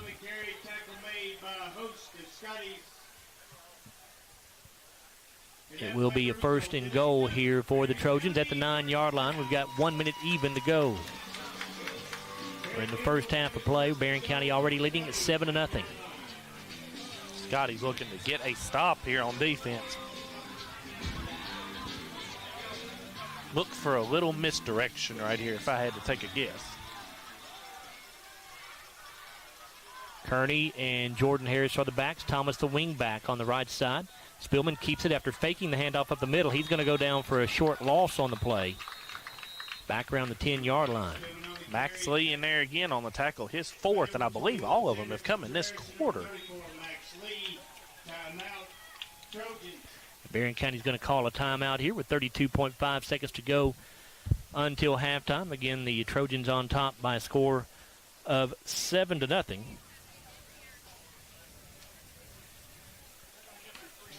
This timeout, again, brought to you by Applebee's. Applebee's is a proud sponsor of Glasgow Scottie Sports. Make sure you swing by Applebee's tonight. Get 10% off your meal and non-alcoholic beverages just by showing up in your Scotties attire and eating good in the neighborhood. Another score for you, Louisville Manual on top of South Warren, 14-7, midway through the second quarter in that one. Scotties next week will begin district play with a home game against Adair County. Russellville and Franklin Simpson playing right now. They're tied at 14 midway through the second quarter. So there was not a loss of a yard. They say Spillman got back to the line of scrimmage, so second and goal from the 9. As the Trojans have 2 timeouts as well. Spillman under center. Kearney in the backfield. You got a wing back on each side. They'll give it off to Thomas as he tries to get around the right corner. He's inside the 5, and he's into the end zone for another Barren County touchdown, I think. Did he get in? No, they did not get in. They say he stopped a little bit shy. Number 7, Thomas on the carry. Again, I'm trying to look through people who are standing in front of us here, so apologize for that. But I thought he was in. He is not. He stopped about a half-yard shy. Ball inside the 1. And Barren County uses another timeout. That's their last, isn't it, Bruce? I think they have one more left. Okay, they have one more left. 22 seconds to go. Again, this timeout brought to you by Applebee's.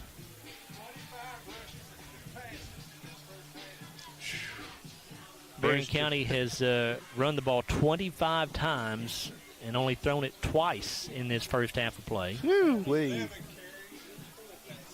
Glasgow, on the other hand, has rushed the ball 11 times and thrown it 4. As you would expect, a huge crowd on hand here at Barren County High School for this, what is now again an annual meeting between Glasgow and Barren County. These two teams will meet up in week 2 next week over at Glasgow High School. 3rd down and goal from inside the 1. Spillman under center, and he'll sneak it, and he is in for the Barren County touchdown. 13-0 Trojans, 19.8 seconds to go in the first half of play.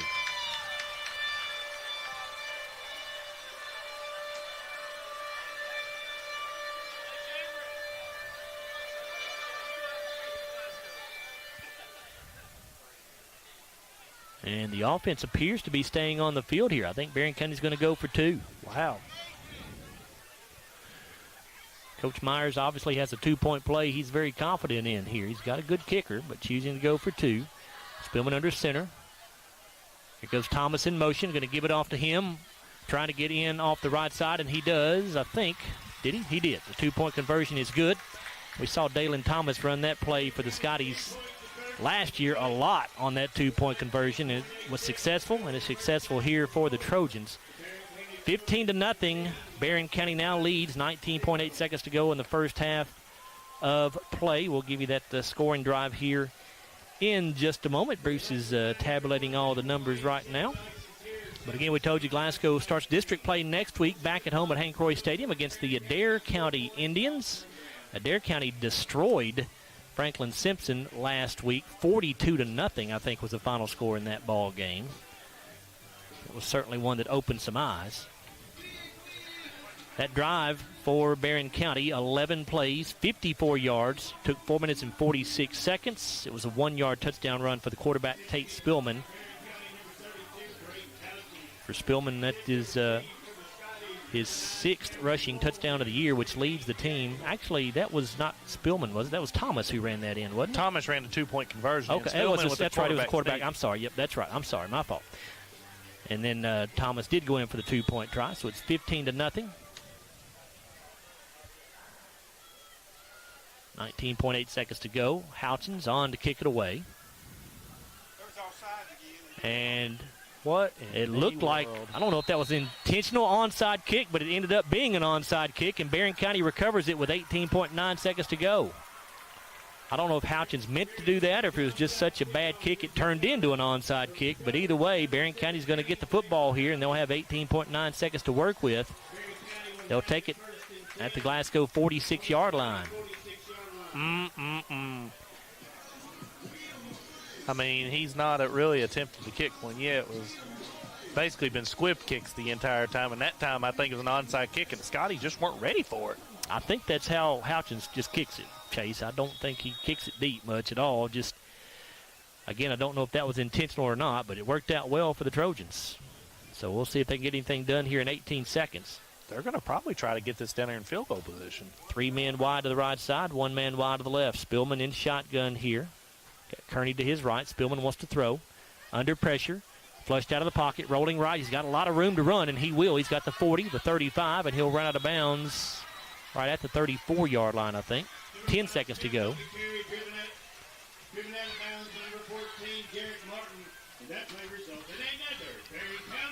I mean, they're down there on about the 34 right now with about 10 seconds to go in the half. 46. 12-yard pickup there on the run by Spillman. First down and 10. You have to think they got about 2 more plays in the arsenal here. Trojans have 1 timeout left. Spillman in shotgun. Looks to throw again. Again under pressure, rolling out to the right side. And he is going to throw into the end zone and is overthrown. And that, I think, I'm trying to pick up the number of the intended target. That was Jackson Bird on the, who was the intended receiver. Kellen Stone back there defensively for the Scotties, along with Kanan Allen. Just 2.4 seconds to go now in the half, so Barren County will just most likely just try to throw this thing up into the end zone.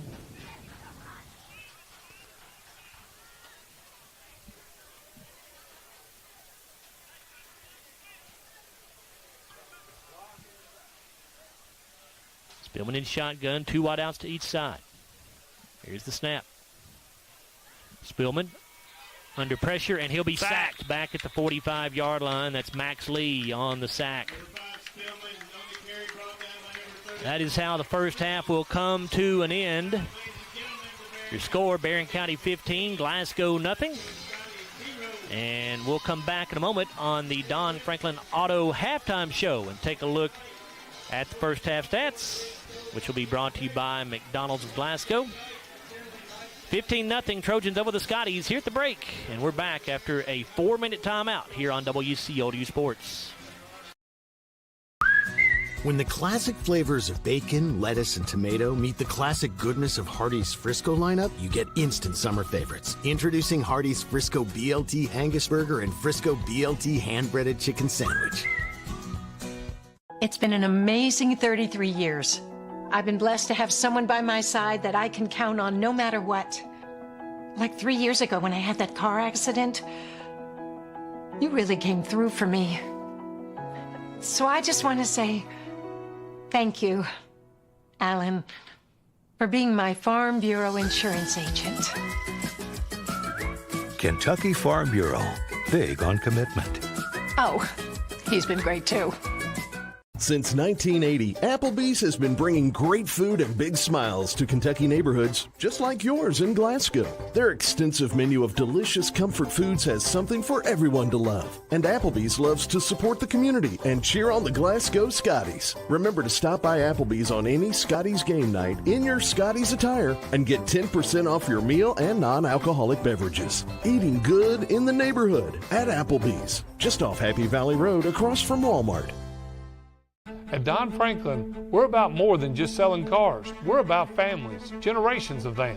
Founded by my parents in 1968, we've been here growing alongside you.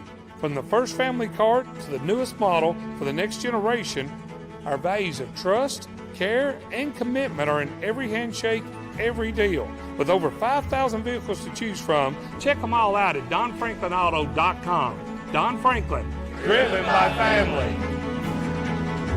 Your Glasgow destination for the finest flavors of Mexico and more. Priced to keep you coming back again and again. Authentic and delectable. La Nacional International Market Deli and Taqueria. Real Mexican street-style tacos. Carne asada, picadas, ceviche, tripas, burritos, quesadillas, lengua, chorizo, tortas, and more. Always fresh. Made from scratch and delicious. La Nacional. Across from Hibbett Sports, Shane Drive, Glasgow. Have you injured yourself playing a sport or exercising? Sports medicine experts at TJ Regional Health are trained to get you back on the road to recovery. Whether you're dealing with sprains, fractures, knee and shoulder injuries, or other common injuries, our goal is to prevent illness and injury in active individuals of all ages and help prevent future problems to maximize your performance. Find out more at tjregionalhealth.org/rehab. Patients first, team always. TJ Rehabilitation Services. If you haven't heard, there's a new approach to banking. It's called Kasasa, and you'll find it at the People's Bank. Your free Kasasa checking account offers you monthly cashback rewards. The Kasasa cash checking account can earn you a very high interest rate on your balance. Then link Kasasa Saver, and you'll also get a high rate on your deposits. Grow with Kasasa at the People's Bank in Glasgow, Cave City, and Marion. The People's Bank, working for you. Restrictions and qualifications apply. Restrictions may vary. Contact the People's Bank for details and to learn more. Member FDIC.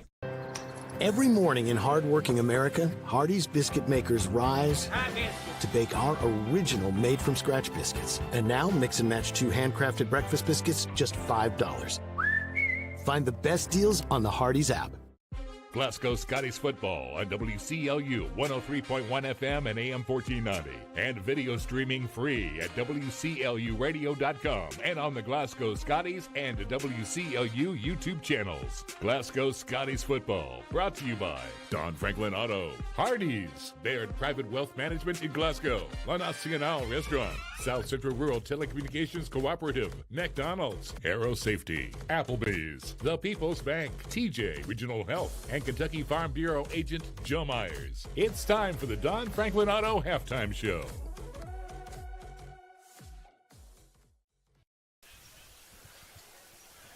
Joe Myers, Chase Landerman, and Bruce Tribune back here with you at Barren County High School, where we are at halftime here on the Don Franklin Auto Halftime Show. It's Barren County on top of the Scotties by a score of 15-0 here at the break. And just getting a look at these first half stats, and Chase, they are not pretty. Barren County has 14 first downs. Glasgow has 1 first down in the entire first half of play. Barren County 164 total yards. Glasgow just 45 yards here at halftime. Obviously, got to get some things going on offense to have any chance to come back and win this ball game. Well, it's hard to play from the behind the chains and second and third down. As we have seen, the Scotties on first down have not done a good job of staying in front of the chains tonight. But they've had a couple opportunities to get down the field, though, as well, and they've just not converted. Just looking at some of these other numbers, which are fairly significant. Well, Bruce just took my sheet away from me here. Hang on just 1 second here. The penalties, we've not seen a ton of penalties. 4 on Glasgow, only 3 on Barren, but large penalties. 25 yards in penalties for Barren County, 45 yards in penalties on the Scotties. Each team has turned the ball over one time, so that's kind of a wash there. But bottom line is Scotties just have to get something going on offense. Barren County has dominated time of possession, 15 minutes and 45 seconds to Glasgow's 8 minutes and 15 seconds. Not only can you not get anything going offensively when you're not on the field, but it wears that defense out too, Chase. Yeah, Barren County's had the ball for 2/3 of this ball game, and they've ran a lot of plays as well, a lot of running plays. Only looked to pass there, just there at the end of the half, just trying to score, just Hail Mary it into the end zone. And here we are, it's 15-0 at the half as the Trojans are trying to win their first game this series since 2014. We are here on the Don Franklin Auto Halftime Show, and it is time now to take a look at our halftime stats, which are brought to you by McDonald's of Glasgow. And for that, we will turn things over to Chase Landerman and Bruce Tribune. Chase. All right, Joe, we're going to start with the drive chart here as the Scotties won the coin toss here in this ball game and elected to receive the opening kickoff where Hudson Gunn was intercepted on the second play of the game by Jackson Bird that set up the Trojans on the Glasgow 44. And then after that, they punted as well. After 5 plays, the Scotties took over with 8 minutes left in the first half on the 23 as the Scotties ran 7 plays and punted the football back to the Trojans. With 4:53 left in the first half, the Trojans took over. They had a nice drive going as well. They started on the Barren County 18. They got all the way down to the Glasgow 19 before Brady Gary got a fumble recovery down there, which stopped the Trojans from scoring there with 11:06 left in the second quarter, where the Scotties punted on their next possession as well. They held the ball for 2 minutes in that drive, and they gave the ball to the Trojans on the 47 of Barren County, where Barren County went on a 3-play drive from 63 yards, where Dalen Thomas had a 20-yard rushing touchdown to put the Trojans up 7-0 in the first half. Jacob Dewey's extra point was good, as well as the Scotties on their next possession turned the ball over on downs at midfield, where the Trojans got the ball back with 5 minutes left in this first half, and they went on an 11-play, 54-yard touchdown drive that took 4:46 off the clock, where Tate Spillman went in from 1 yard over. Dalen Thomas's 2-point conversion was good, and the Trojans led 15-0. Then on the next play on the kickoff, the Trojans recovered the onside kick, but that ended the half there as the Trojans lead 15-0 at the half. As I'll turn things over to Bruce. Thank you, Chase. Not a good half for the Scotties in that first half, as they only had 1 first down. We only had 45 total yards, and 30 of those came on one Jarek Martin carry there at one time. So 15 yards on the other 16 plays. Well, 2 punts, 14 plays. So they've held us pretty tight here in that first half. But this is our Don Franklin Auto halftime show. These are your McDonald's stats. And I need to say a special hello to Josie tonight, my granddaughter. She listens to us, and she wanted me to say something to her. So here we go with our halftime stats. With Barren County on top 15-0, Barren County had 14 first downs to 1 for Glasgow. Barren County 164 on the ground, 0 through the air for a total of 164. Scotties 45 on the ground, no passing yardage for the Scotties for a total of 45. Each team had 1 turnover in that first half. Barren County was penalized 3 times for 25 yards. Scotties 4 times for 45 yards. And then on that second touchdown run, there was 2 15-yarders on it that really hurt the Scotties because it put them deep, because the first one put it into Scottie territory on the 35. Barren County ran 32 offensive plays. They used up 15 minutes and 45 seconds of clock time. The Scotties, with only 17 plays in that first half, 8 minutes and 15 seconds. In most games, if you'll look back, the Scotties generally dominate time of possession. Let's look at our individual stats now here real quickly for Barren County. Their leading rusher was Tate Spillman with 38 yards on 12 rushes, scored 1 touchdown, had a long of 12. Dylan Thomas picked up 36 yards on 5 rushes. He also had a touchdown with a long of 20. Corbin Wells, 4 rushes for 31 yards. Briggs Harris had 2 rushes for 23 yards with a long of 16. Cody Kearney had 4 rushes for 19 yards, and Jordan Harris had 1 carry for 14 yards. Tate Spillman was 0 for 3 passing in that first half. Braden Houchins punted 1 time, and that went for 37 yards. For the Scotties, leading rusher was Jarek Martin with 29 yards on 3 carries. He had a long of 30. Cameron Bull had 4 rushes for 17 yards. Kanan Allen 1 rush for no yards. And Hudson Gum had 2 rushes for a -1. Hudson was 0 of 4 passing with 1 interception. Kanan Allen punted twice for 67 yards. That's a 33-yard average with a long of 36. Here at halftime of the Barren County Glasgow rivalry game, it's Barren County on top 15-0. This has been your Don Franklin Auto Halftime Show, and I've just given you your McDonald's stats. We'll return after this 3-minute timeout on WCLU Sports. They say that breakfast is the most important meal of the day. Well, they are correct. Roll into a good morning with our warm toasted bagels. It's breakfast worth waking up for. Ba-da-ba-ba-ba. Here, history will be written, legends will be made. The NFL is back on the world stage.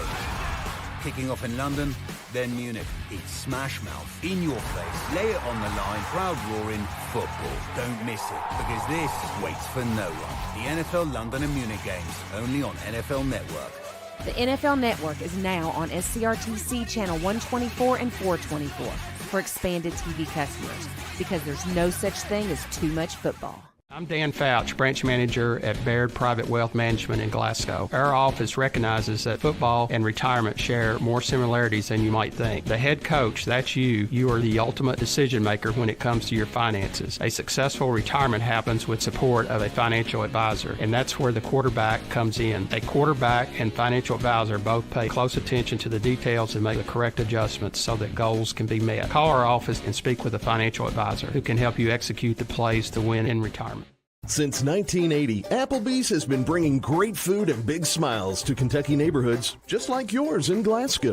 Their extensive menu of delicious comfort foods has something for everyone to love. And Applebee's loves to support the community and cheer on the Glasgow Scotties. Remember to stop by Applebee's on any Scotties game night in your Scotties attire and get 10% off your meal and non-alcoholic beverages. Eating good in the neighborhood at Applebee's, just off Happy Valley Road across from Walmart. So Aero Safety is an international safety consulting company based right here in Glasgow, Kentucky. We offer a wide variety of services, ranging anything from safety training to administrative services like policy procedures. It's any manufacturing, any industry around our area, we can apply that. And we can also make everything site-specific to the customer. So we make sure we're incorporating the company's policies, procedures, applicable hazards, equipment, things like that, that it's make it more relevant and engaging for the customer. Aero Safety is here to keep your employees safe and keep your business headed in the right direction. It's been an amazing 33 years.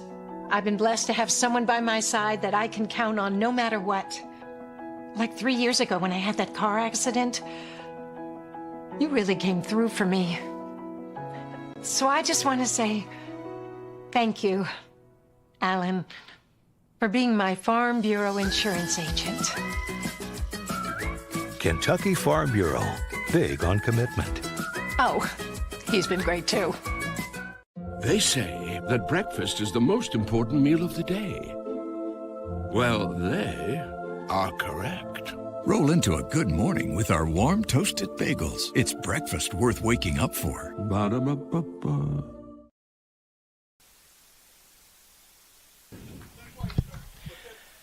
Back here at Barren County High School on the Don Franklin Auto Halftime Show. It is Barren County leading the Scotties by a score of 15-0. And let's take a look at our upcoming weekend sports here at Glasgow High School for all the other fall sports. The boys soccer team on Tuesday will play a match at Hart County. Then they've got a game at home on Thursday against the Russell County Lakers. Lady Scottie soccer team on Tuesday travels for a district game at Allen County Scottsville. And then on Thursday they'll travel to Grayson County for a game. Lady Scottie volleyball team tomorrow will be participating here at Barren County High School in the Battle of the Barrens. Busy week for the volleyball team. On Monday, they have a home match against Caverna. Tuesday, they travel to Allen County Scottsville. And on Thursday, they're back at home for another district match against the Barren County Trojanettes. The girls golf team on Tuesday will be participating in the region tournament at Rolling Hills Golf Club. And the boys golf team on Monday will be participating in their region tournament at Indian Hills Country Club in Bowling Green. The cross-country team on Saturday will be participating at the Gatorland meet. That's tomorrow in Bowling Green. JV football team will have a home game at Hank Roy Stadium on Monday. They'll take on the South Warren Spartans. That's a 6 o'clock start for JV football on Monday. And the varsity football team back in action 1 week from tonight at home in the first district game of the season for Glasgow as they'll take on the Adair County Indians.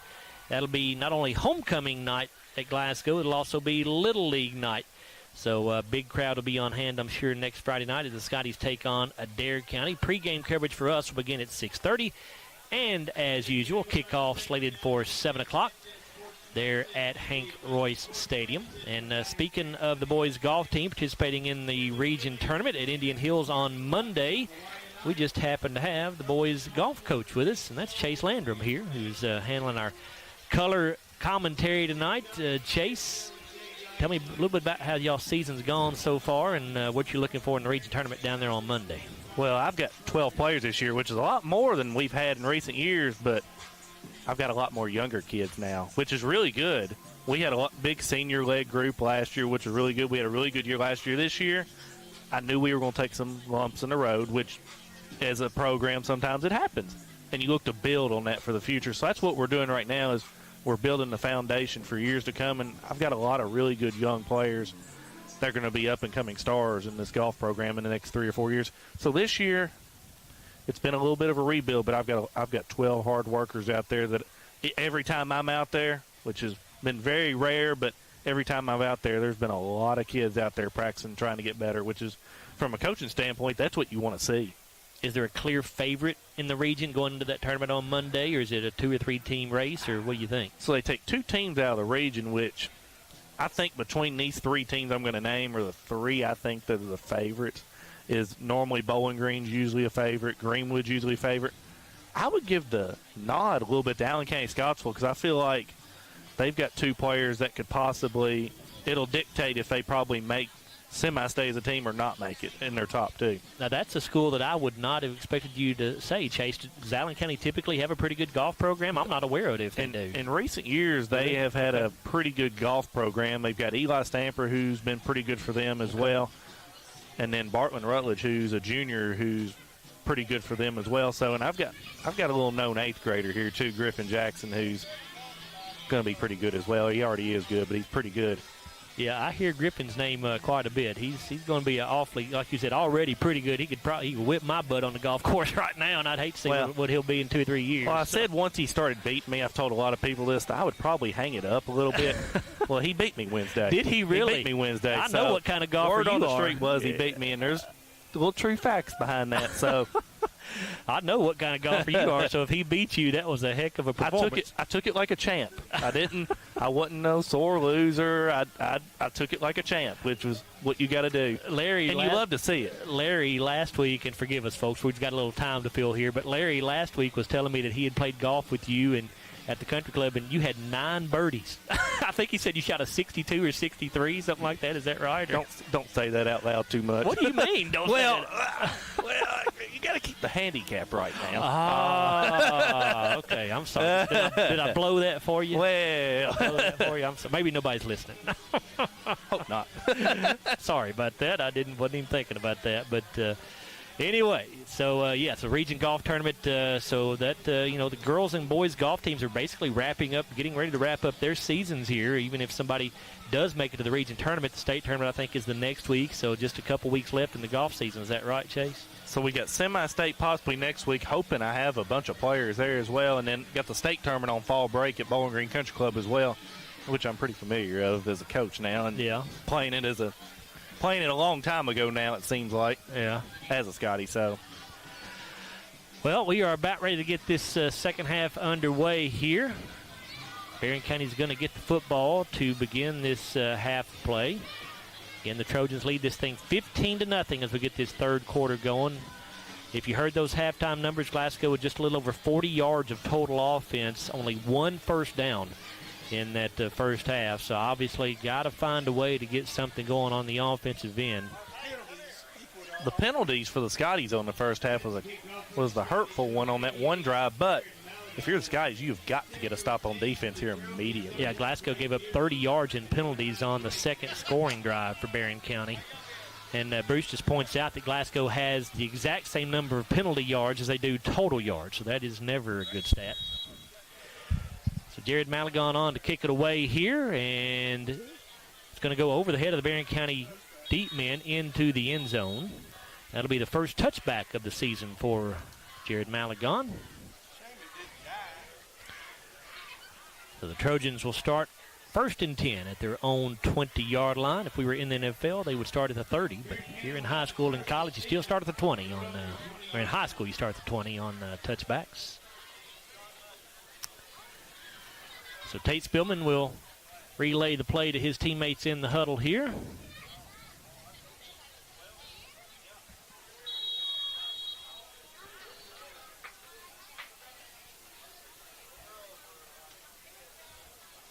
Trojans will come out with Spillman under center.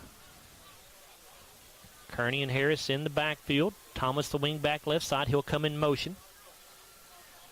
Spillman fakes the handoff, keeps it himself.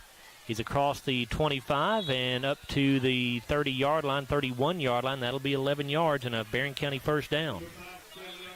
As it looks like for the Scottie player down the field, I think it may be Max Lee. I can see the 4 on the jersey, but I can't see the first number. Could be Max.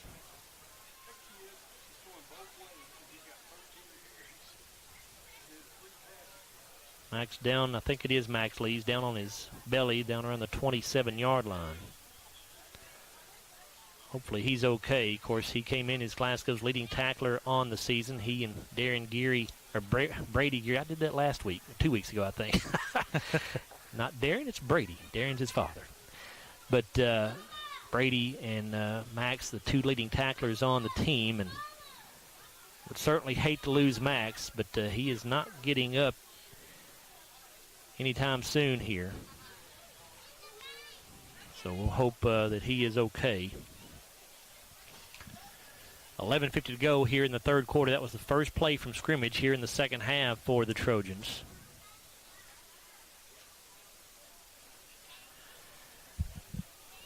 Take a look at some other scores for you here.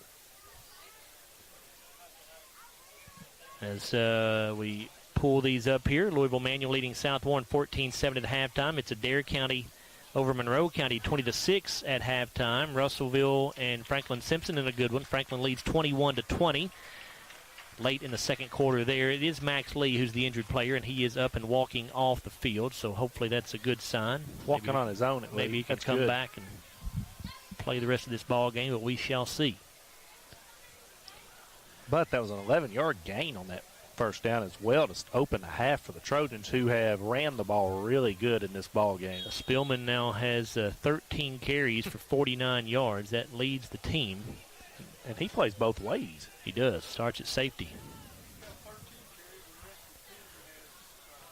Jordan Harris and Dalen Thomas, a wingback on each side here, as Kearney's the lone setback.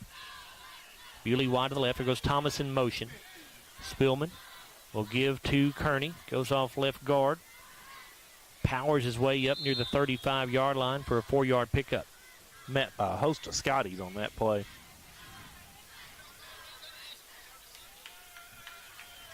We'll give that tackle to Brady Gary, his third on the evening.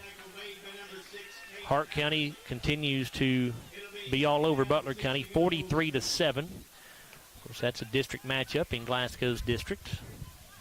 That game still in the first half, according to the graphic I'm seeing there.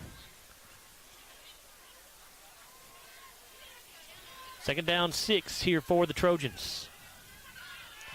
Ball to the Glasgow 35.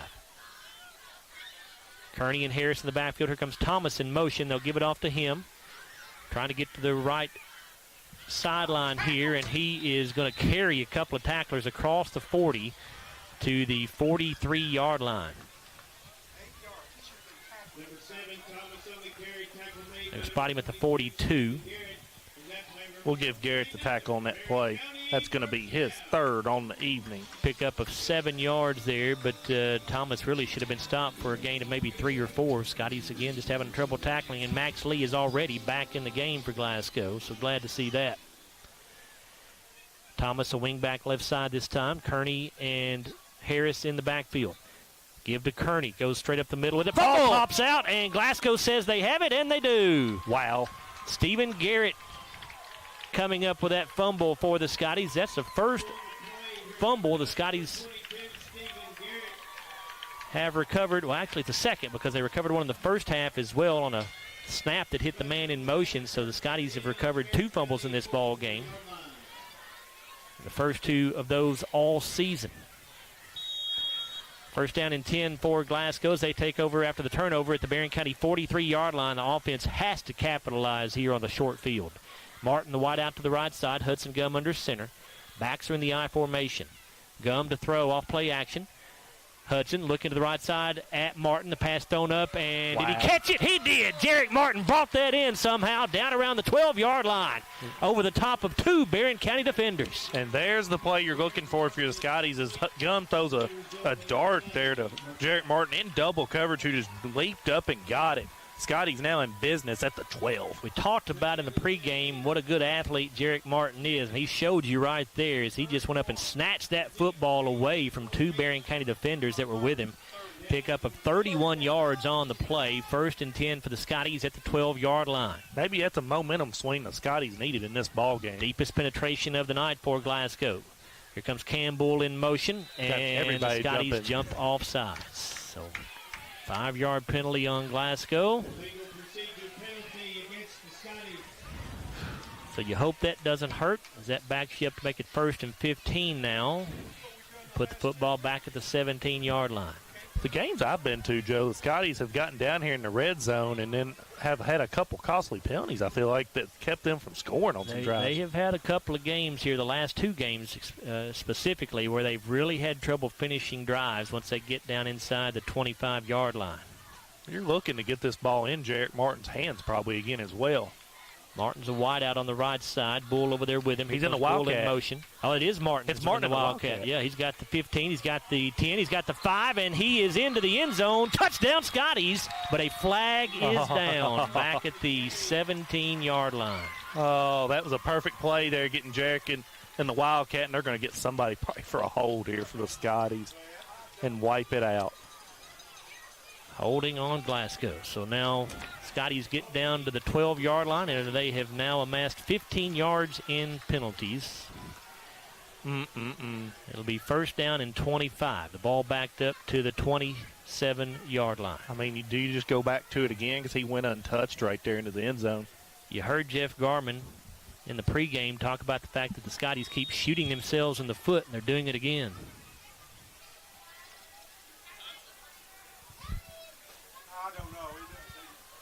Here comes Bull in motion, going to give it off to Martin, and actually as a shotgun snap, or direct snap to Martin out of the Wildcat, and he's going to be run out of bounds as he crosses the 25 to the 24-yard line.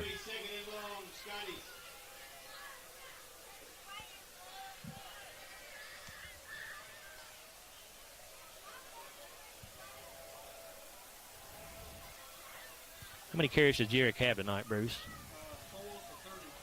4 for 32 for Jarek. He's going to split out wide this time. He'll come wide to the near side as Gum's under center. Stone, the wing back on the right side. Allen and Bull in the I formation. Here comes Stone in motion. Gum wants to throw. And they're going to get a... There's going to be a penalty. Stone goes down, and there is no penalty. Boy, it looked like a whole bunch of contact right there, and the officials do not throw the flag. Glasgow fans not happy about it. I mean, Stone just got ran over down there, I thought, by a Trojan player. 3rd down and 22. This is for sure 4-down territory if you're the Scotties. See if Glasgow can overcome these 25 yards, or 15 yards in penalties here. Had the 5-yard legal procedure and then the 10-yard holding penalty. Trips to the far side of the field, a single wide out to the left. Gum wants to throw. Hudson looking into the end zone at Martin. The pass caught it! Touchdown, Scotties! How did that ball get through? Boy, I thought a Barren County defender was going to get a tip of that football, but Jarek Martin made the catch for 6, and a good throw that time by Hudson Gum, and Glasgow on the board, trailing now 15-6 with 8:47 to go in the 3rd quarter. Scotties will kick the extra point to try to make it an 8-point ball game. I mean, what a catch there by Jarek Martin, because now the Scotties are back in this ball game. So a great job that time by the offense to overcome those penalties. Malagon on for the PAT. Kick is up, and the kick is good. And let's take a look at the SCRTC powered replay of that touchdown pass from Hudson Gum to Jarek Martin. You see Jarek making the catch over the defender there for the Trojans, and the Scotties back to within an 8-point deficit now, trailing 15-7. 8:47 to go in the 3rd quarter. We're back after a 30-second timeout here on WCOU Sports. At Don Franklin, we're about more than just selling cars. We're about families, generations of them. Founded by my parents in 1968, we've been here growing alongside you. From the first family car to the newest model for the next generation, our values of trust, care, and commitment are in every handshake, every deal. With over 5,000 vehicles to choose from, check them all out at DonFranklinAuto.com. Don Franklin, driven by family.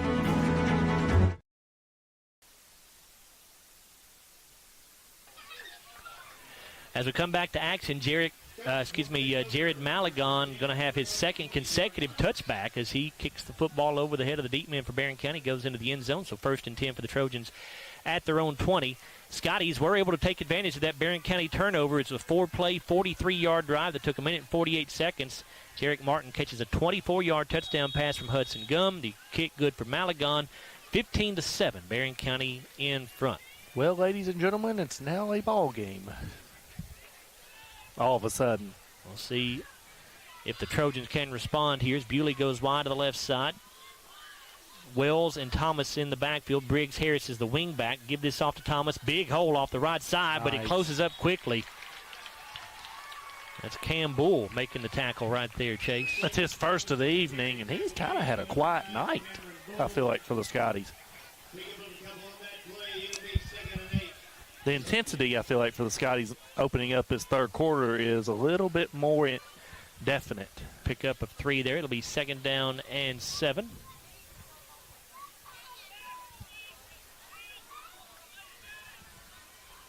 $8:14 to go in the 3rd quarter. Barren County on top, 15-7.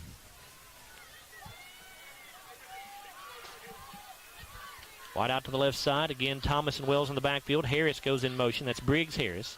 Going to give this off on a reverse to the tight end, Jackson Bird, stiff arm, breaks a couple tackles, and now is going to get down to around the 28-yard line, maybe the 27. See where they put him down. It'll be at the 27-yard line, so third down coming up for the Trojans. It'll be 3rd and 3 after a pickup of 4 yards there. Kellen Stone on the tackle. That is his 4th of the evening. 3rd and short for the Trojans here. 3rd down 3, 7:27 left in the third quarter. I feel like this is an important play as well if you're the Scotties defense. Wells and Jordan Harris in the backfield. Here comes Dalen Thomas in motion. Give it off to one of the backs, and the Scotties stop him for a very short gain, maybe a yard at most. That's Corbin Wells on the carry. It's going to be Maxey on the tackle as well. It's 3rd of the evening, and here come the Trojans punting here. So the Scotties able to force a 3-and-out on defense. Glasgow has a little bit of momentum going right now. We'll see if they can keep it going. You can tell that the Scottie faithful now has risen here. Braden Houchins in to punt it away for Barren County on 4th down and 3. Jalen Bradley back deep. It's a good snap. There's a flag. It's a shank as it goes off the side of Houchins' foot and out of bounds. And they're going to mark it out at the 34-yard line. So if this is against Barren County, I'm sure Glasgow will decline the penalty. 100% will decline this penalty if it's on Barren County. Illegal shift called on the Trojans. Scotties will decline it, so this will be terrific field position for Glasgow to start this drive at the Barren County 34-yard line, or are they going to put it at the 35? Let's see. They'll say the 35-yard line. 6:34 to go in the third quarter. Scotties trailing 15-7, but in business here. Martin in Wildcat formation. Hudson Gum splits out wide to the right side. Bull in motion. And Martin wants to throw now. Jarek steps up looking for Gum in the end zone, or actually at the 5-yard line. It's incomplete. Good job by Hudson just to break that pass up. He was surrounded by Trojan defenders, and I think Hudson got a hand on it just to make sure they did not catch it. That is Martin's, I believe, first pass attempt of the year. It is. I like the creativity, though. Of course, the first time we've seen Jarek play any quarterback this year. We knew Jarek was going to get more touches, and he certainly has in this ball game. Martin will split out wide to the right this time as Gum goes under center on 2nd down and 10. Backs are in the I formation.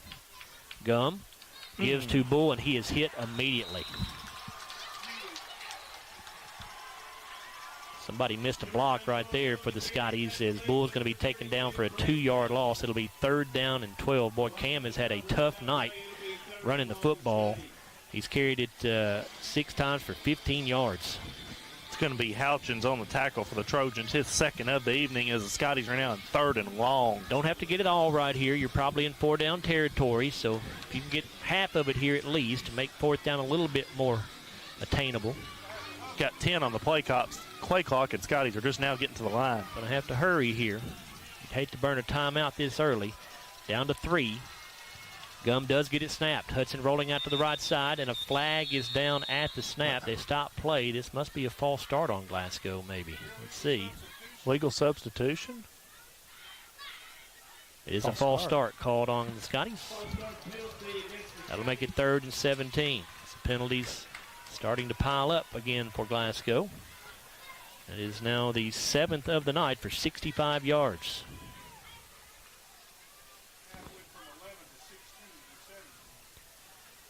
Glasgow had to overcome 2 penalties on their last scoring drive. They were able to do that.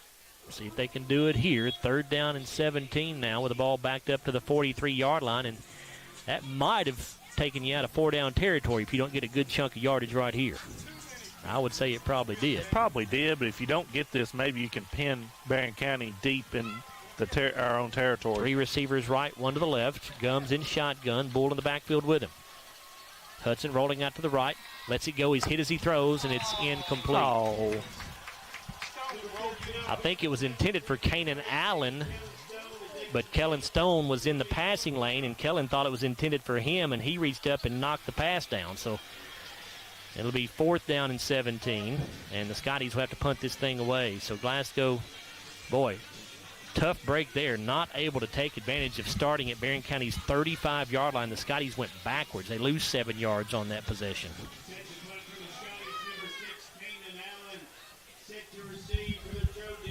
Kanan Allen to punt it away. Bray Bewley back deep for Barren County.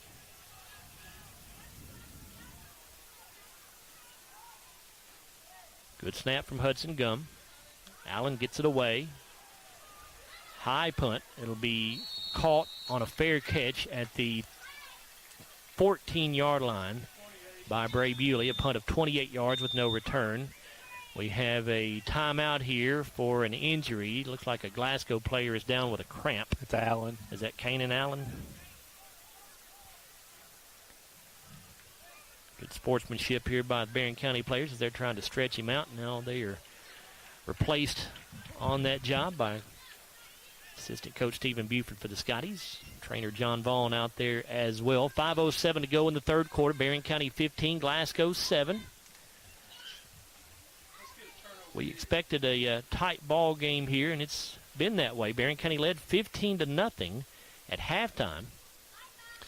But the Trojans turned the football over on their opening possession of the third quarter in their own territory. Glasgow was able to take advantage of it by putting 7 points up on the board. And Barren County went 3 and out on its next possession, had a shanked punt. Glasgow got the football at the Barren County 35, but were not able to do anything with it thanks to penalties.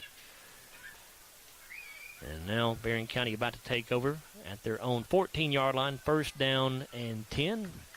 Kanan Allen being helped off the field. No, we don't think it's anything more than a cramp, so hopefully they can get that stretched out and get Kanan back on the field here. But he is certainly walking off gingerly.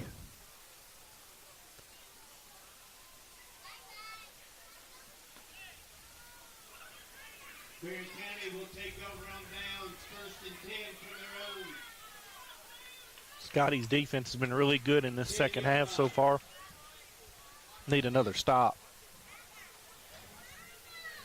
Spillman under center.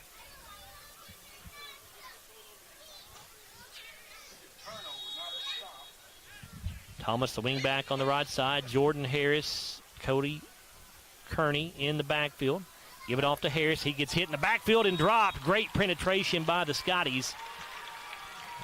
That is 22, Stephen Garrett, Chase. That's his 4th tackle of the night, as now the Scotties have tried to limit the Trojans' rushing yards in this third quarter. It's a loss of 2 yards, back to the 12. It'll be 2nd down and 12 now for the Trojans. You would expect them to probably pass here eventually. I got a feeling and catch the Scotties off guard possibly, but I think the Scotties will be ready. Bewley will split out wide to the left side. Kearney and Harris again split in the backfield. Thomas goes in motion to the left. Spillman with a quick throw out to Bewley on a wide receiver screen. Caught at the 10. He's got the 15 up to the 20. Flags. 2 flags are down. This may be going against the Trojans. We'll see. Right now, Bewley is down at the 20-yard line. It's probably coming back. And this is a block in the back called on the Trojans. And that'll be half the distance to the goal. It'll back them up to the 7-yard line. How many penalties is that on the night, Bruce, for both teams?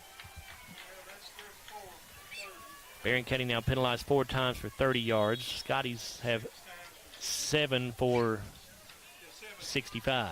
Whew.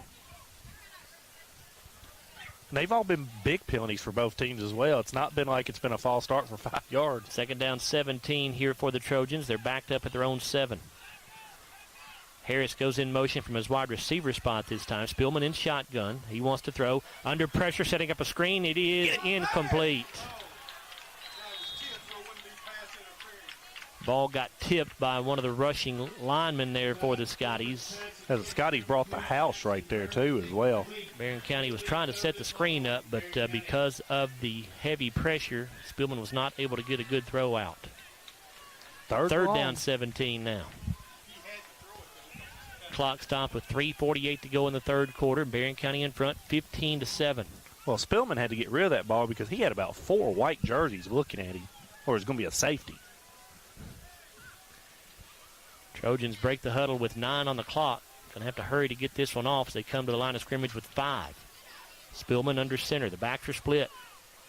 Spillman going to give off. Now here's a reverse. Dalen Thomas trying to get around the right side. Scotties have it played pretty well, and they'll bring him down around the 16-yard line. A flag comes in at the end of the play, way after the play, from the official, way back behind the play. Oh, my.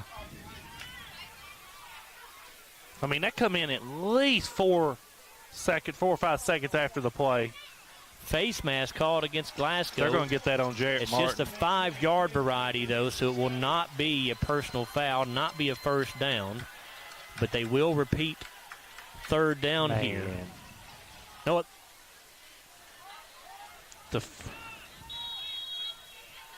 Third down and 4 with the ball at the 20. It would have been 3rd and 9, but the face mask makes it 3rd and 4.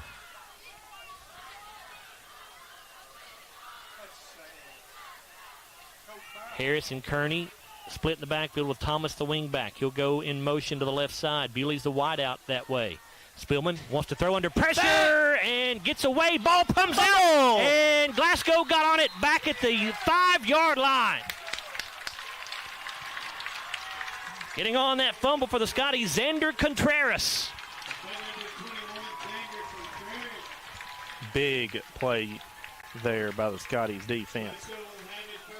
Boy, the defense has stepped up big time here in the second half for Glasgow. They have created 2 turnovers. And Glasgow gets it at the 6-yard line, first down and goal, trailing 15-7 with 3:07 to go in the third quarter. As I would assume, Martin's going to end. He's going to be in the Wildcat. 2 receivers right, 1 to the left, a wing back each way. Here's the snap. Martin around the right end, gets to the 5. Okay. And that'll be about all. He got 2, got 1 actually. It'll be second down and goal. Number 14, Martin on the carry, tackle made to number 5, Tate Spillman. It'll be second and goal, Scotties. Got 3 plays to get this in from right here as well, and about 5 yards, so you've got time.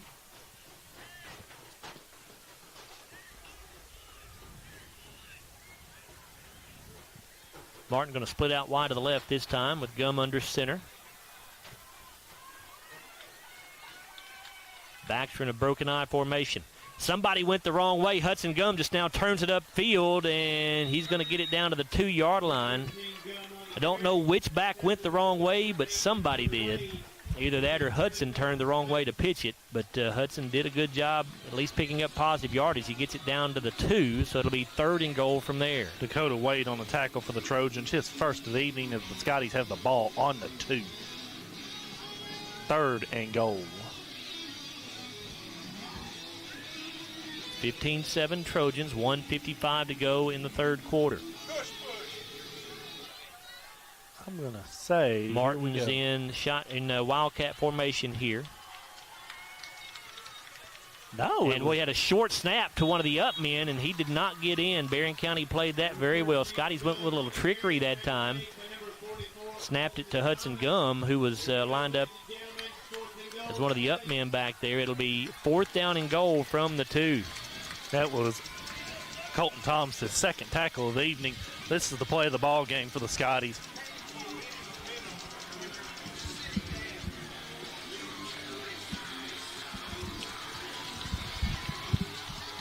Gum under center. Baxter in a broken eye formation. Hudson going to pitch it to Campbell, trying to get to the corner. He will not get in there. Man. Great stand by the Barren County defense.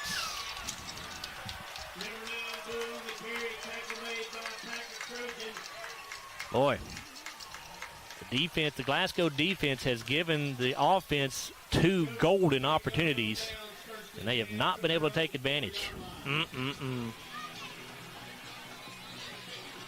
Scotties took over at the 6-yard line right there and could not get it in 4 plays. So first and 10 for Barren County at the 3 with 57 seconds to go in this third quarter. Thinking safety territory here. Spillman under center. Kearney, the lone setback, a wing back either way. Here's Spillman going to keep it around the left side. He's got the 10, 15, 20, 30, 35. Cuts back to the right side at the 40. And finally going to be taken down at the 42-yard line. The flag does come down towards the end of the play. And another Glasgow player is slow to get up. That's Xander Contreras, but he does get up and going to try to stay in the ball game. We'll see what the flag is here. But Spillman gets Barren County out of the hole here. They were in the shadow of their own end zone, but no longer. Even if the penalty goes against Barren County.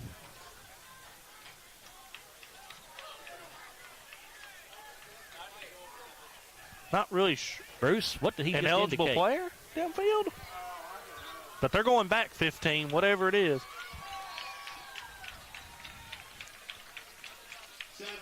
Well, Coach Myers is down there talking to somebody down there. And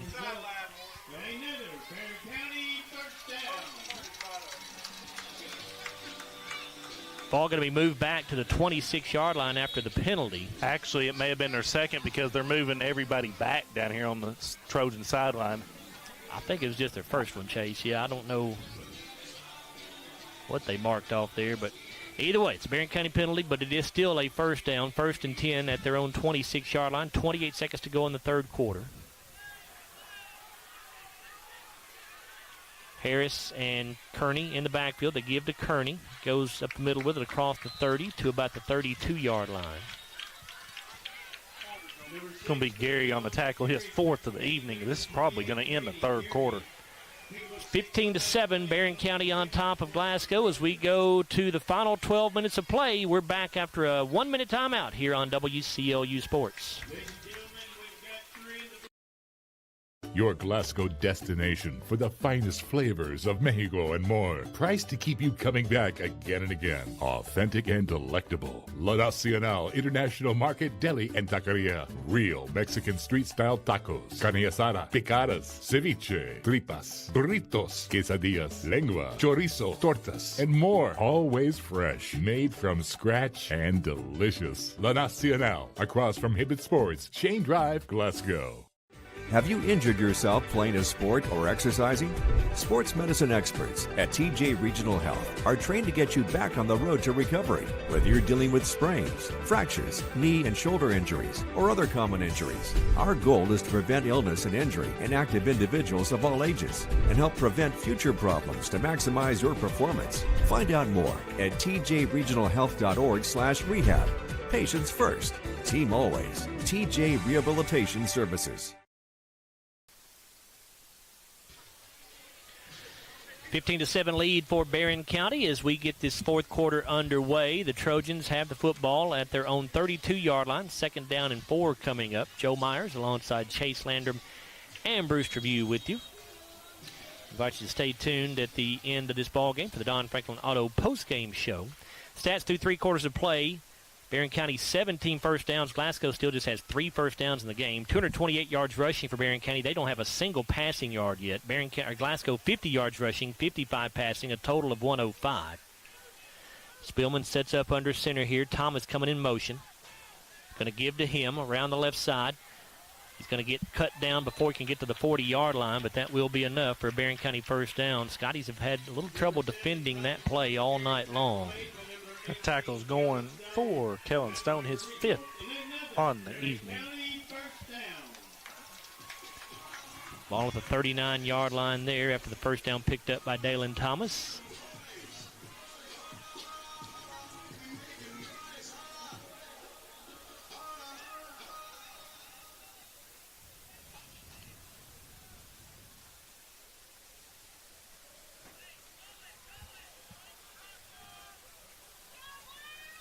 Spillman under center. Backs are split. Here's a give to Jordan Harris. He's going to get to the 40 as he went around the left side and taken down at the 41-yard line. A pickup of 2. Stephen Garrett's 5th tackle on the night. Trojans. Second down, 8, Barren County. Rest of those stats through 3 quarters. Barren County's turned it over 3 times. Glasgow once. Scotties penalized 7 times for 65 yards. Barren 5 for 45. Glasgow 29 offensive plays, have only had the ball 13 minutes and 40 seconds. Barren County 45 plays, have had the ball 22 minutes and 20 seconds. Second down, 8 for the Trojans here. Spillman's under center. Kearney the lone setback. They'll give to him up the middle.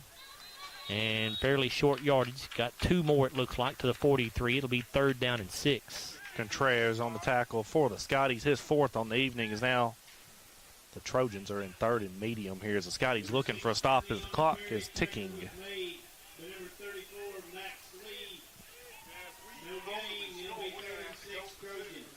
10:05 to go here. 3rd down 6 for Barren County. Kearney the setback. Harris and Thomas the wing backs. Wide out each way. Spillman going to keep it around the left side, and he is going to be stopped very close to the first down marker. Let's see.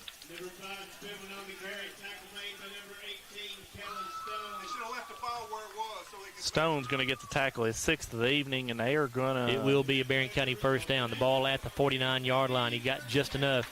Needed 6, and that's what he got.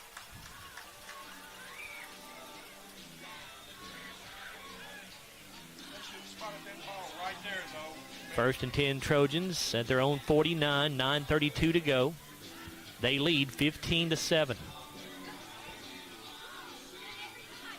Bewley goes wide to the right side. Thomas in motion to the right. Backs are split. Give it off on a reverse to Jackson Bird, the tight end. Around the right side he goes. He's got the 45 in Glasgow territory, driven out of bounds at the 44, I think. See where they put him out. They are going to say the 44-yard line, so a gain of 7. Bull on the tackle. It's his 2nd of the evening. As the Trojans just keep running this clock. Second down and 3. Trojans have now amassed 252 yards on the ground here tonight. They do not have any passing yardage at all. Phew. Harris and Kearney again split in the backfield. Here comes Thomas in motion. Spillman on 2nd and 3 will give to one of the backs, and that is Kearney, who goes down after a gain of a couple. Gary on the tackle. It's his 5th on the evening. 3rd down and 1 here for the Trojans at the Glasgow 42. And even if the Trojans don't get this conversion, I would expect them to go for it on 4th down no matter what. You'd certainly think so on 3rd and a yard here.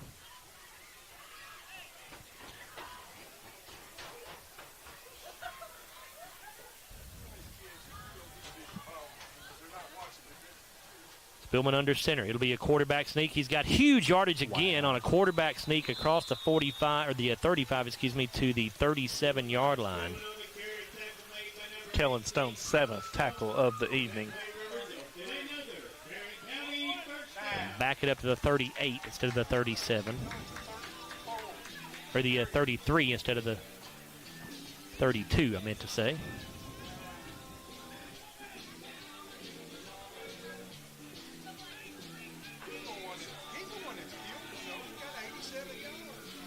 Tate Spillman's now carried it 17 times for 87 yards. 1st and 10 here for the Trojans. Spillman's under center. Gives it off to Thomas on a reverse. He gets hit in the backfield and dropped for a loss. Max Lee was the first one there to get him as well.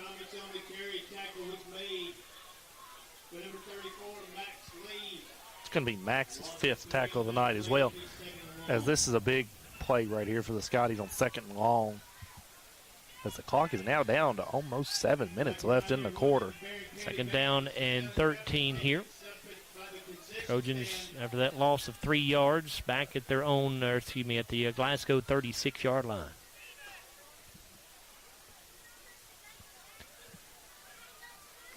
A wide receiver each way and a wing back on either side here. Spillman to throw. Looking to the right side. Bird is wide open to the 30. He's got it. The 25, the 20, the 15, and out of bounds at the 14-yard line. Boy, wide open that time. Nobody within 5 yards of Bird when he caught that football.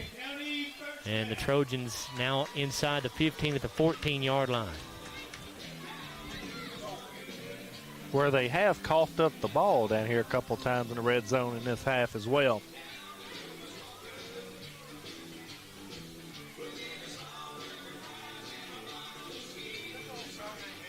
.56 to go in the ball game. 15-7 lead for Barren County. This drive started all the way back at the 3-yard line as well. A wing back each side. Here comes Thomas in motion. They'll give it off to him. Trying to get around the left end. He does. He's got the 10. He's got the 5. Lowers his shoulder. Did he get in? No. He's out of bounds at the 1. Number 7, Thomas on the carry.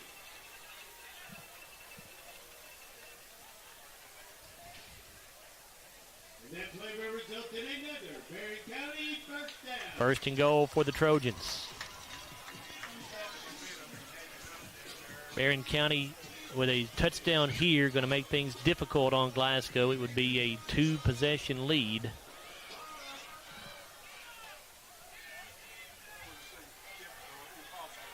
Spillman under center. Watch the quarterback sneak here. They've been very successful with it, and it will be a sneak for a Barren County touchdown. A 1-yard score for Tate Spillman. It's now 21-7. Barren County with 6:43 to play. And Barren County player down with cramps.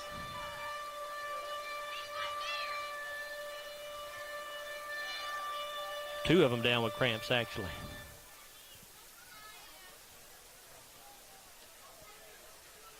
So we'll have a bit of a delay here while they work out those cramps. And that was Spillman who was down that time. He's up and walking off. He'll be okay, it looks like.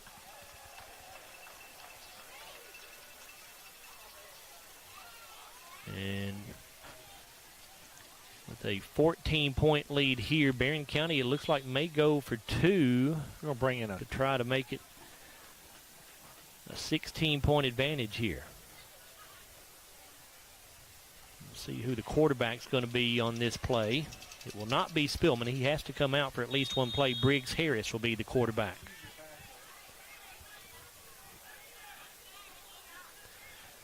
From the 3-yard line here for the 2-point try for the Trojans. Thomas, the wing back on the right side. Don't be surprised if he gets the carry around the left end. The backs are split. Thomas goes in motion. They're not going to give it to him this time. Harris going to fake the handoff, keeps it around the left end, and he will get in for the 2-point conversion. So now the Scotties will need 2 touchdowns and 2 2-point conversions to tie the ball game. 6:43 to go. It's 23-7, Barren County. I thought we had a flag here possibly, but no. It's another injury on the play. A Glasgow player down, I think, with an injury over here at the goal line. It's another cramp, I believe. That scoring drive for Barren County, very impressive. 13 plays, 97 yards, took 5 minutes and 17 seconds. And Tate Spillman goes in on a 1-yard quarterback sneak for the touchdown, and then Briggs Harris, the backup quarterback, runs it in for the 2-point conversion. And the Trojans trying to get their first win against Glasgow since 2014 when they beat the Scotties 14-11. We were looking before the ball game. Barren County has won 7 times. Glasgow has won 28 times in this series. Barren County's largest margin of victory to this point has been 14 points. So Barren County right now up by 16. Warren East destroys Callaway County 68-0. That's the final score.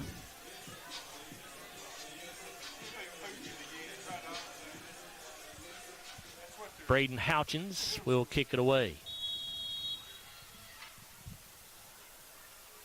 He will not kick it deep. He has not kicked it deep all night. Basically a squib kick every time. Fielded to the 36-yard line and then Kanan Allen had his feet slip out from underneath him, and he went down without contact at the 39, so a return of just 3 yards.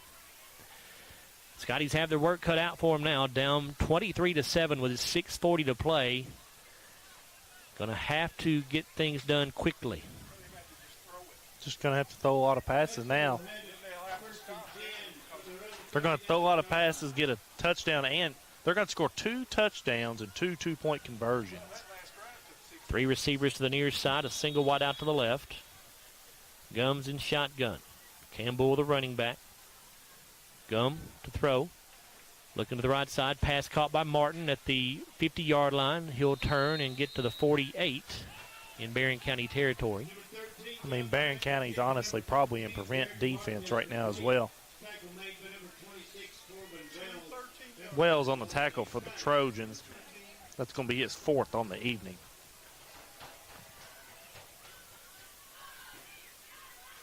A 13-yard pickup there to the Barren County 48-yard line. 3 receivers left, 1 to the right. Gum handles the low shotgun snap. Hudson flushed out of the pocket, rolling right. Get rid of it. Has to get rid of it. He does. Campbell makes it. Would have had the catch, and how is that not a horse collar tackle?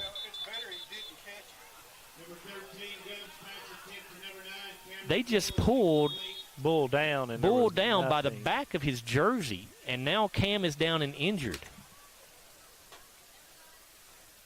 Boy, that looked like a horse collar tackle to me. I don't know. Maybe it wasn't. But it sure looked like it, and now Bull down with an injury. And that is the last thing Glasgow needs. Of course, Cam, their leading rusher on the season, although he's had a tough night tonight. But he went down awkwardly on that tackle.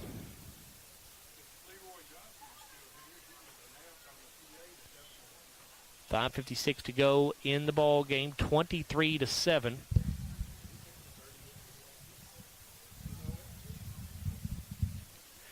Let's go ahead and take a timeout here during the injury timeout. 5:56 to go in the ball game, 23-7. Barren County leads Glasgow. We're back after a 30-second timeout here on WCOU Sports. If you haven't heard, there's a new approach to banking. It's called Kasasa, and you'll find it at the People's Bank. Your free Kasasa checking account offers you monthly cashback rewards. The Kasasa cash checking account can earn you a very high interest rate on your balance. Then link Kasasa Saver, and you'll also get a high rate on your deposits. Grow with Kasasa at the People's Bank in Glasgow, Cave City, and Marion. The People's Bank, working for you. Restrictions and qualifications apply. Restrictions may vary. Contact the People's Bank for details and to learn more. Member FDIC.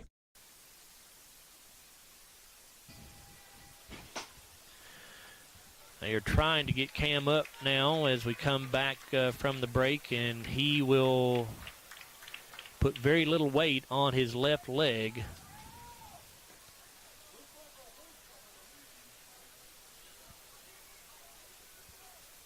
They're helping him off the field there. He will obviously not be back in this ball game. It doesn't look like. You just hope that he can be healthy going forward. Hope that it's not a serious injury. They were looking at his left knee.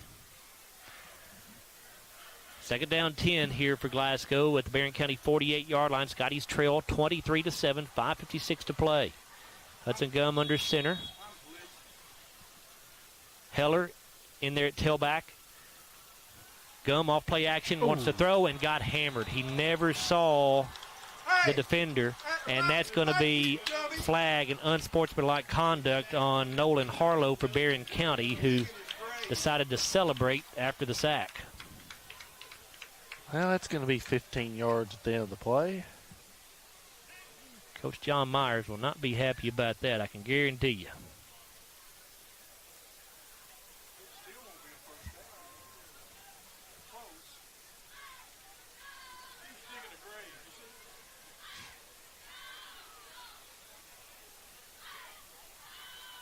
Officials are talking about this here. It is a dead ball, unsportsmanlike conduct on the Trojans.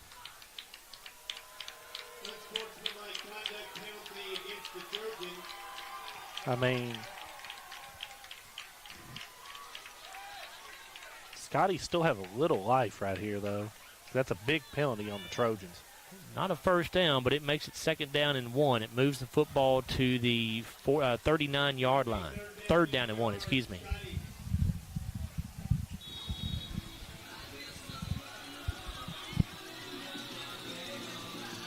Three wide outs to the left side, a single to the right.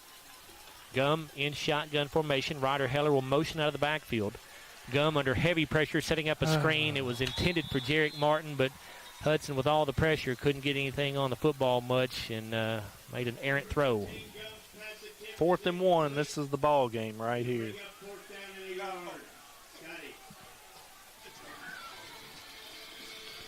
4th and 1 here at the 39-yard line.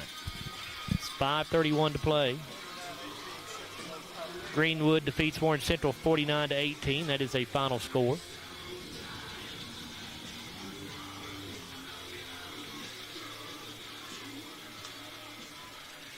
Adair County leading Monroe County 28-22. 7 minutes to go in the ball game. Here's 4th and 1 for the Scotties.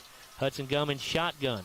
Hudson rolling out to the left. A flag is down. Hudson's going to have the first down, but I'd say this one's coming back. Probably going to be a flag. Multiple a holding flags. foul on the Scotties. There's a flag down at the end of the play as well. So probably the best Glasgow can hope for is offsetting penalties here.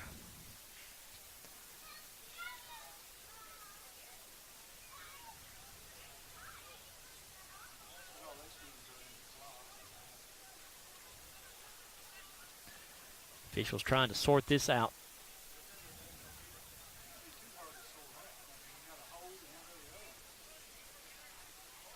Holding on, a block in the back on Glasgow. That one's declined, so they're both against the Scotties. You got a hold on Glasgow as well.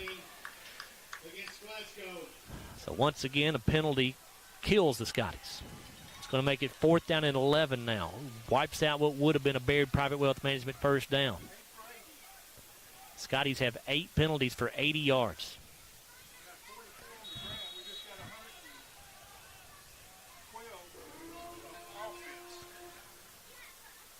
Glasgow to this point has 112 yards of total offense. 80 penalty yards as well.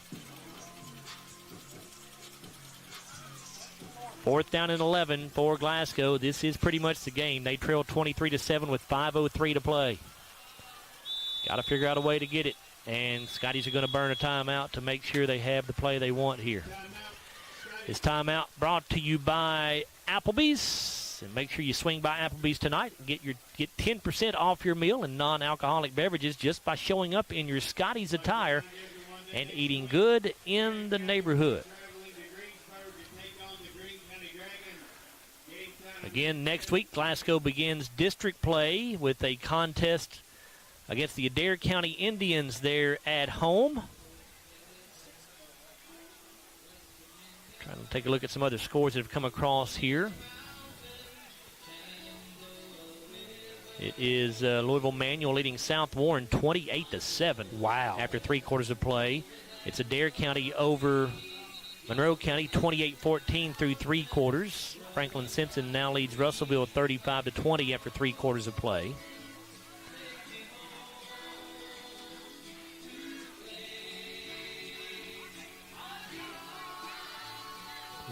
Allen County was up 41-7 on Logan County. 4th down and 11 for the Scotties. Got to have this first down to keep any hope alive of winning this ball game, most likely. Gum under center, the backs from the I formation. Pitch it back to Martin. He'll give to Bradley on a reverse. Jalen not going to get anywhere close. He'll go down at the 46-yard line, a gain of 4 yards, or 3 yards actually, and the Scotties will turn it over on downs. Boy, it has just been a tough night for this Glasgow offense. They have just not been able to get anything going. They've had a couple of opportunities when the defense forced turnovers and then had a bad punt. Scotty offense took the football both times inside the 30-yard line, and we're not able to score.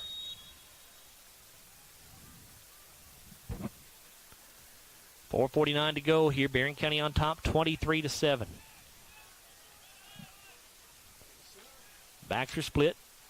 Spillman will turn and give this off to the fullback, Kearney. He'll cross midfield and get to the 45-yard line, a pickup of 9 yards. Contreras on the tackle, his 5th of the evening.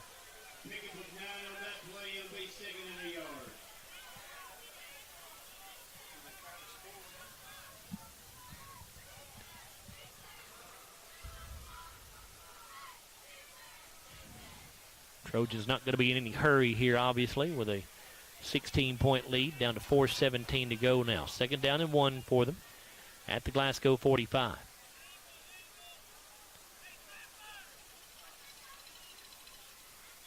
Backs are split. Dalen Thomas, the wing back on the right side. And going to try to give to Kearney here, and some confusion on that exchange, and that confusion is going to allow Glasgow to get in the backfield and drop Kearney for a big loss. Gary and Max Lee were both there on the tackle. Loss of 3 back to the 48-yard line. It'll be 3rd down and 4.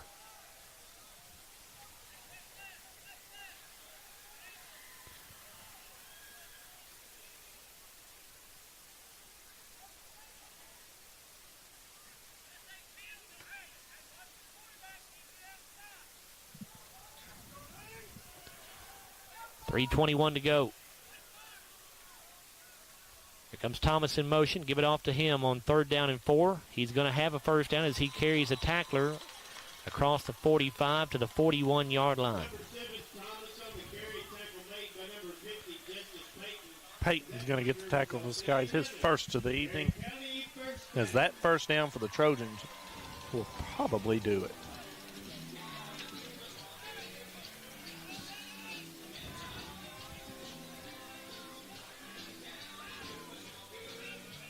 Yep, I'd say so, Chase. Glasgow does have 2 timeouts left, but I don't think they would even bother to use them at this point. Down 23-7, 2:41 to go. Spillman will put Thomas in motion again. The backs and the backfield are split. Bewley the wide out to the left.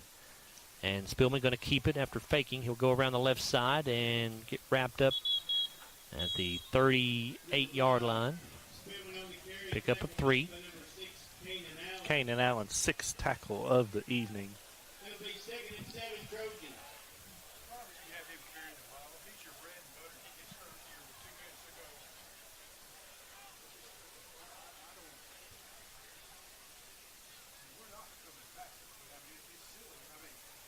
Spillman again under center with Thomas the wing back on the right side. Wells and Harris, I think, are the 2 backs this time. They'll motion Harris out of the backfield to give it off to Wells, off right tackle. He'll get inside the 35, down to the 32-yard line. He'll be a yard shy. Martin on the tackle, his 4th of the night.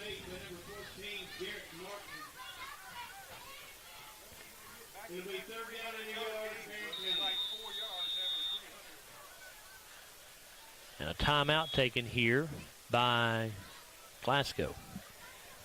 With 1:30 to play, Scotties trail 23-7. Let's take a moment to thank our sponsors here on WCLU. They are Don Franklin Auto, TJ Regional Health, South Central Rural Telephone Cooperative, Baird Private Wealth Management, McDonald's of Glasgow, Aero Safety. Glasgow football also brought to you by Hardee's, Applebee's, Kentucky Farm Bureau Insurance Agent Joe Myers, Ralphie's Fun Center, La Nacional International Market and Restaurant, and by the People's Bank.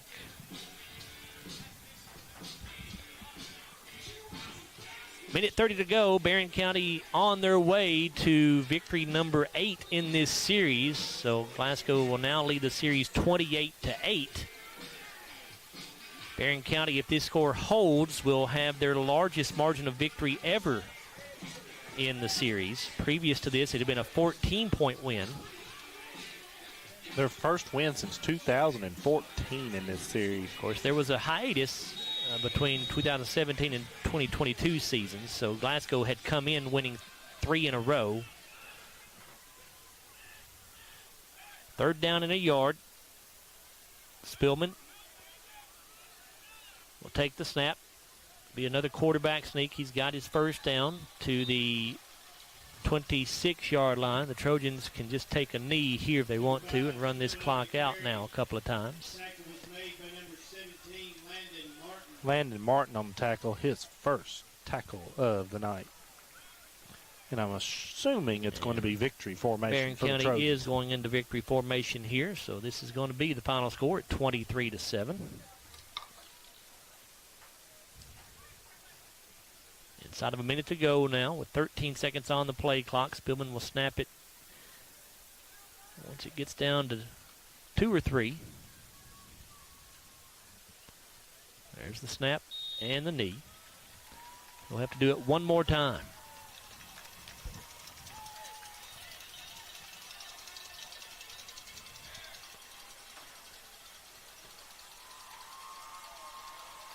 Ball set down.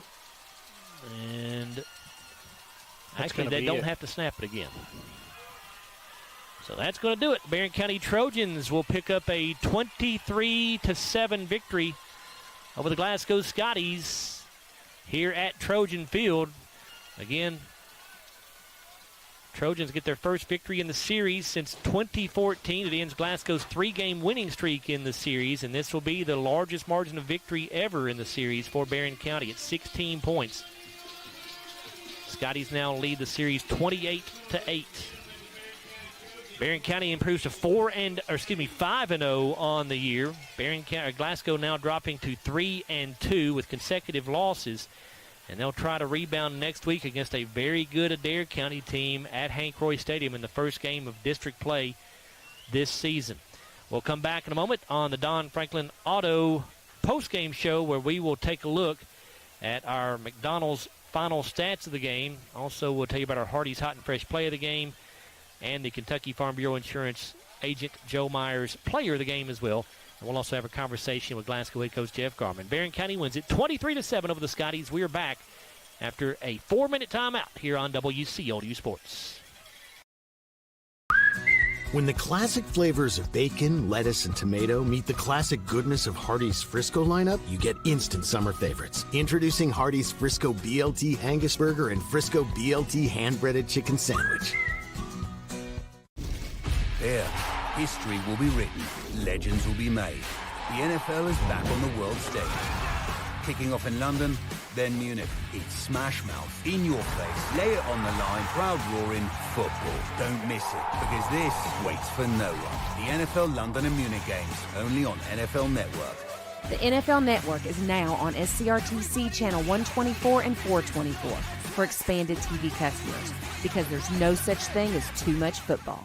They say that breakfast is the most important meal of the day. Well, they are correct.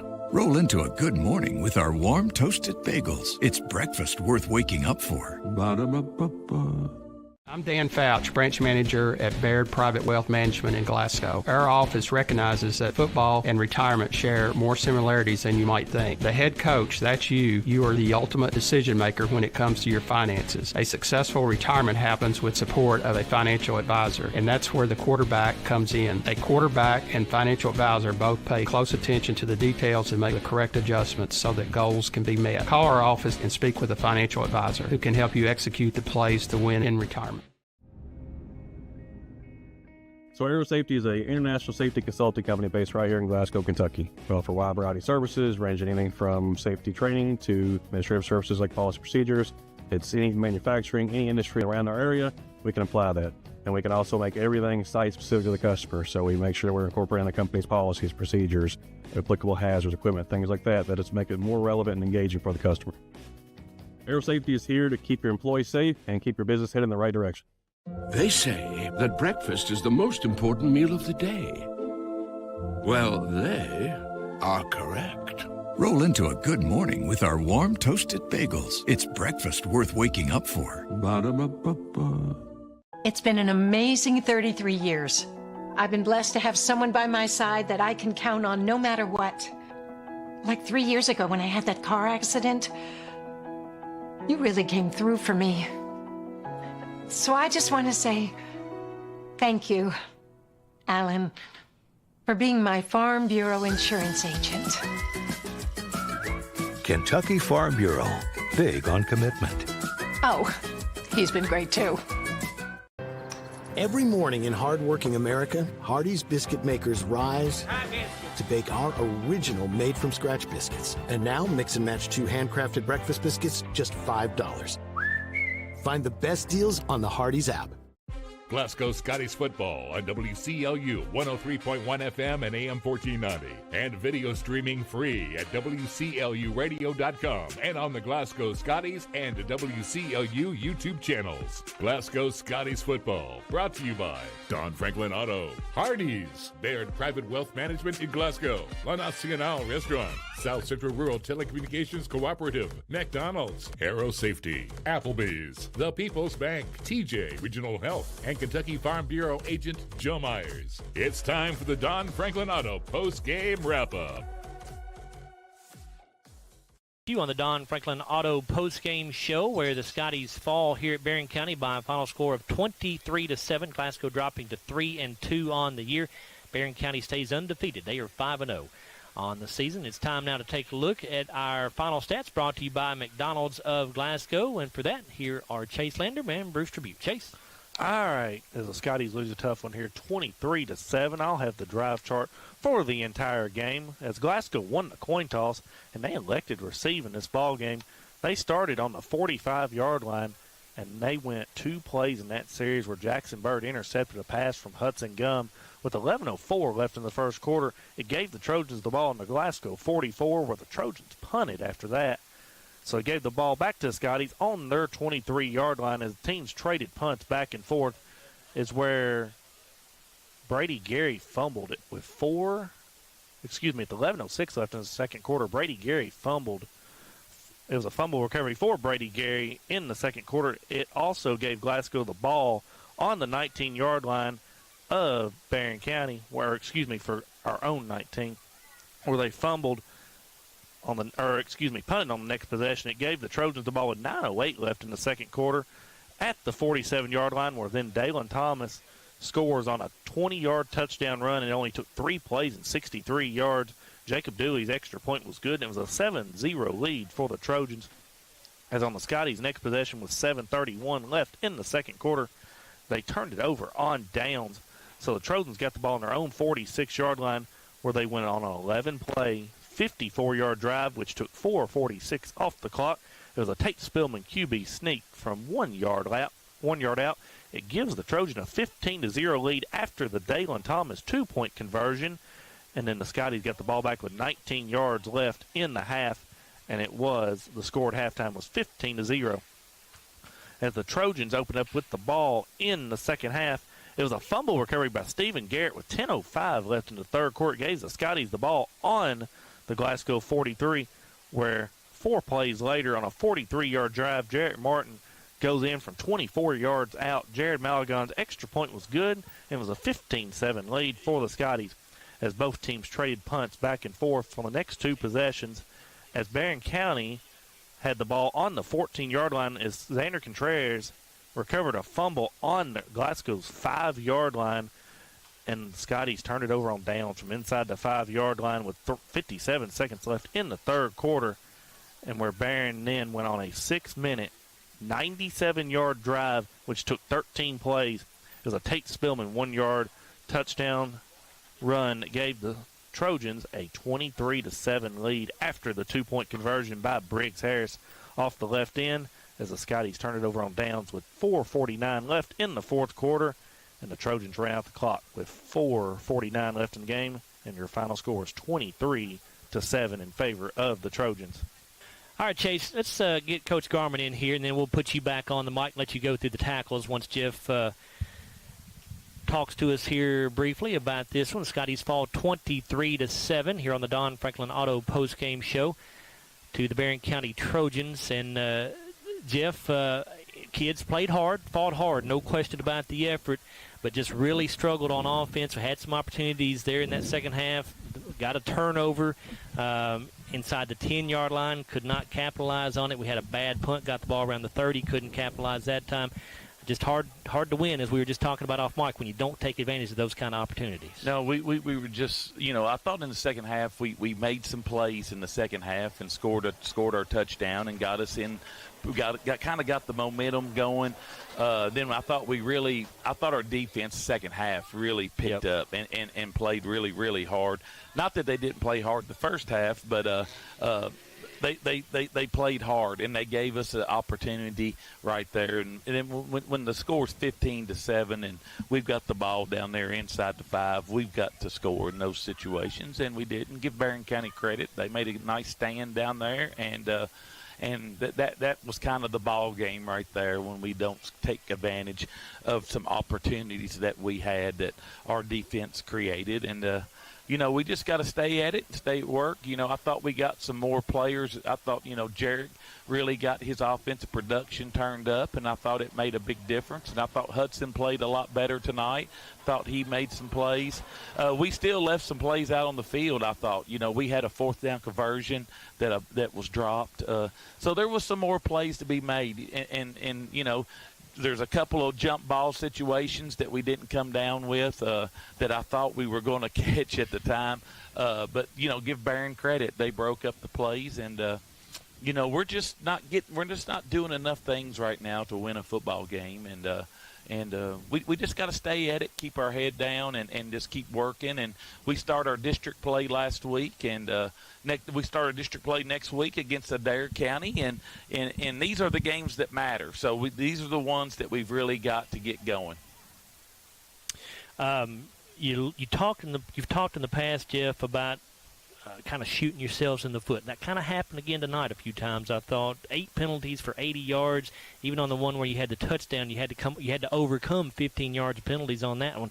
Credit to the offense, they were able to do that, but got to quit shooting ourselves in the foot, don't we? Yeah. Tonight there's holding call after holding call, and a lot of that varies with what crews you have and what they like to call. And this crew, those guys, one of them on the wing for sure likes to call holding. So, and that's just part of it. You've got to adjust your game, and I felt like they called them both ways. It was just, it was opportune times when we needed a play.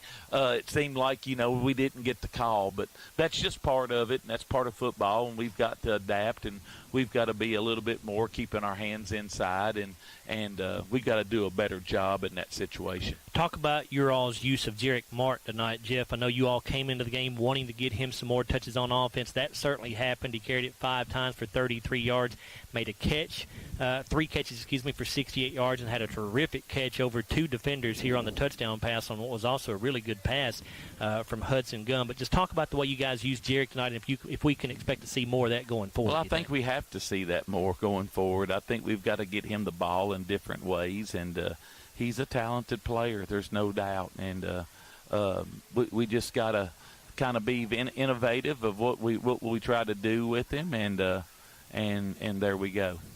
Let's talk about Cam Bull, Jeff. He went down with an injury there in the fourth quarter on what looked to us to be a horse collar tackle, and maybe it wasn't. We don't, we're a long way away from the field here. It was not called. He did not come back in the ball game. Had to have help going off the field.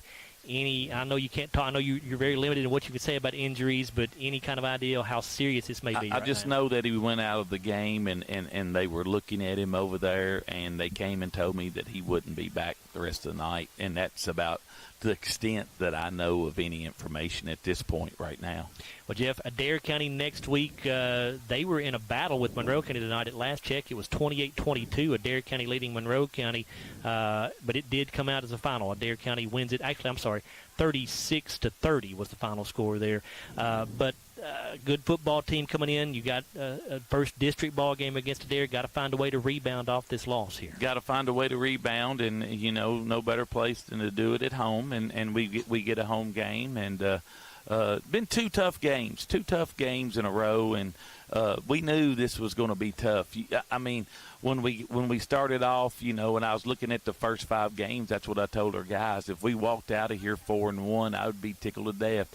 Well, we're 3-2 after the first 5 games, and we probably wasn't favored in 3 of them, and we won one that we probably very well easily could have lost. So we just got to keep our head down and keep churning. And I thought our kids grew up a little bit that second half. I thought we picked it up a little bit that second half, and they played with a little bit of fire and a little bit of pride in them.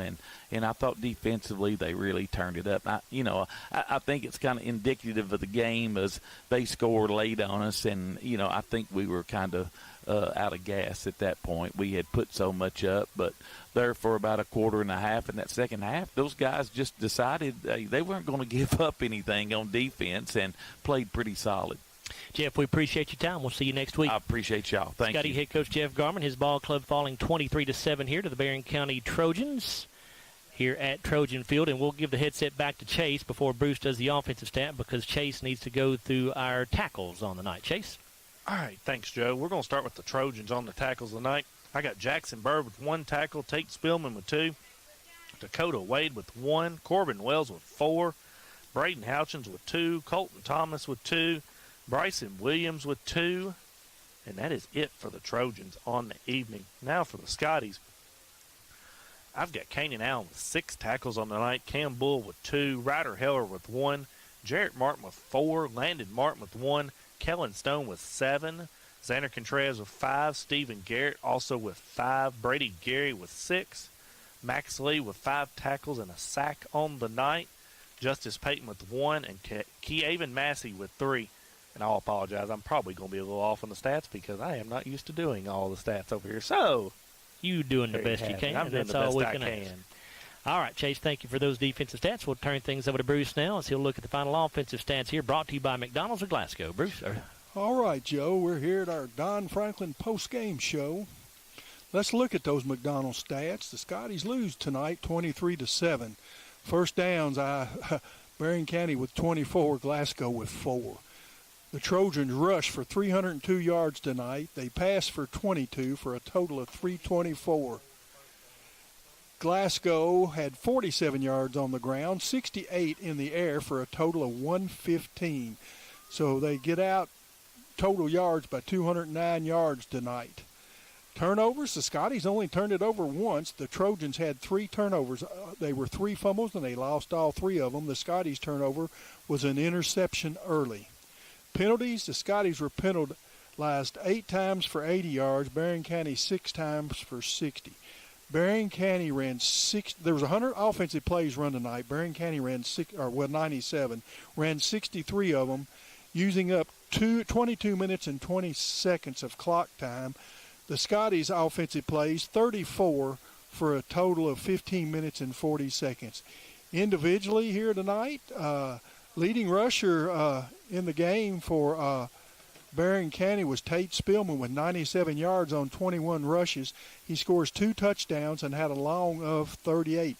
He would get to running out there and seem like he's sort of running in circles at times, but he was staying away from tacklers. Dalen Thomas, a former Scottie, had 83 yards on 12 rushes and a touchdown, a long of 20. Corbin Wells had 39 yards on 7 rushes with a long of 10. Cody Kearney carried it 9 times for 37 yards. 23 yards for Briggs Harris on 2 carries with a long of 16. Jordan Harris had 14 yards on 3 carries with a long of 14. And Jackson Bird had 11 yards on 2 rushes. Spillman only had to throw 5 passes tonight and completed 1 big third down one for 22 yards that prevented the Scotties from getting the football back, and that was to Jackson Bird. Braden Houchins punted 2 times tonight for 45 yards. That's a 22-yard average. He had a long of 37. Leading rusher tonight for Glasgow was Jarrett Martin with 33 yards on 5 carries, a long of 30. And so that shows you how good their defensive line was. For his carries, he just had 3 yards. Cameron Bull had 15 yards on 7 carries, so he averaged 2 yards a carry with a long of 11. So basically, he had that 11 yards. On 6 carries, he only had 4 yards. Jalen Bradley had 1 carry for 3 yards. Kanan Allen had 1 carry for no yards, and Hudson Gum carried it 5 times for a -4. Of course, there were a couple sacks in there. Hudson was 3 of 12 passing tonight for 68 yards and 1 score. That all 3 of his catches were by Jarrett Martin, who had the 68 yards on 3 receptions. He had the lone touchdown with a long of 31, and Kanan Allen punted 3 times tonight for 95 yards. That's a 32-yard average with a long of 36. This has been your post-game McDonald's stats brought to you by Don Franklin Auto. All right, Bruce, thank you very much. And Matthew, you want to go ahead and take a look at the play of the game? All right, it's going to be the touchdown pass from Hudson Gum to Jarek Martin, 24-yard touchdown pass. This is the Hardy's hot and fresh play of the game that you're seeing now on our live stream. Nice pass there from Hudson Gum, and Jarek Martin made a terrific catch over the top of 2 Barren County defenders. That is our Hardy's hot and fresh play of the game. When we come back, we will give you our Kentucky Farm Bureau Insurance player of the game, and we'll wrap things up here from Barren County High School on the Don Franklin Auto postgame show. Barren County wins it 23-7. We're back after a 3-minute timeout here on WCODU Sports. When the classic flavors of bacon, lettuce, and tomato meet the classic goodness of Hardee's Frisco lineup, you get instant summer favorites. Introducing Hardee's Frisco BLT Angus Burger and Frisco BLT Hand-Breaded Chicken Sandwich. At Don Franklin, we're about more than just selling cars. We're about families, generations of them. Founded by my parents in 1968, we've been here growing alongside you. From the first family car to the newest model for the next generation, our values of trust, care, and commitment are in every handshake, every deal. With over 5,000 vehicles to choose from, check them all out at DonFranklinAuto.com. Don Franklin, driven by family. Since 1980, Applebee's has been bringing great food and big smiles to Kentucky neighborhoods, just like yours in Glasgow. Their extensive menu of delicious comfort foods has something for everyone to love. And Applebee's loves to support the community and cheer on the Glasgow Scotties. Remember to stop by Applebee's on any Scotties game night in your Scotties attire and get 10% off your meal and non-alcoholic beverages. Eating good in the neighborhood at Applebee's, just off Happy Valley Road across from Walmart. Have you injured yourself playing a sport or exercising? Sports medicine experts at TJ Regional Health are trained to get you back on the road to recovery. Whether you're dealing with sprains, fractures, knee and shoulder injuries, or other common injuries, our goal is to prevent illness and injury in active individuals of all ages and help prevent future problems to maximize your performance. Find out more at tjregionalhealth.org/rehab. Patients first, team always. TJ Rehabilitation Services. Your Glasgow destination for the finest flavors of Mexico and more. Priced to keep you coming back again and again. Authentic and delectable. La Nacional International Market Deli and Taqueria. Real Mexican street-style tacos. Carne asada, picadas, ceviche, tripas, burritos, quesadillas, lengua, chorizo, tortas, and more. Always fresh. Made from scratch and delicious. La Nacional. Across from Hibbett Sports, Shane Drive, Glasgow. If you haven't heard, there's a new approach to banking. It's called Kasasa, and you'll find it at the People's Bank. Your free Kasasa checking account offers you monthly cashback rewards. The Kasasa cash checking account can earn you a very high interest rate on your balance. Then link Kasasa Saver, and you'll also get a high rate on your deposits. Grow with Kasasa at the People's Bank in Glasgow, Cave City, and Marion. The People's Bank, working for you. Restrictions and qualifications apply. Restrictions may vary. Contact the People's Bank for details and to learn more. Member FDIC. Every morning in hardworking America, Hardee's biscuit makers rise to bake our original made-from-scratch biscuits. And now, mix and match 2 handcrafted breakfast biscuits, just $5. Find the best deals on the Hardee's app. Back here on the Don Franklin Auto post-game wrap-up, where Barren County wins it 23-7 over the Glasgow Scotties. And our Kentucky Farm Bureau Insurance player of the game tonight will be Jarek Martin, as Jarek had a good night offensively. He ran the ball 5 times for 33 yards, but he also had 3 catches for 68 yards, and Glasgow's only touchdown of the night. He caught a 31-yard touchdown pass from Jarek Martin. And from Hudson Gum, Jarek Martin is our Kentucky Farm Bureau Insurance player of the game, brought to you by Farm Bureau Insurance agent Joe Myers. Jarek also on defense added 4 tackles on the night as well. Let's remind you that the next broadcast will be 1 week from tonight. We're back at home at Hank Roy Stadium, and Glasgow opens up district play against the Adair County Indians, who squeaked out a victory over Monroe County tonight by 6 points.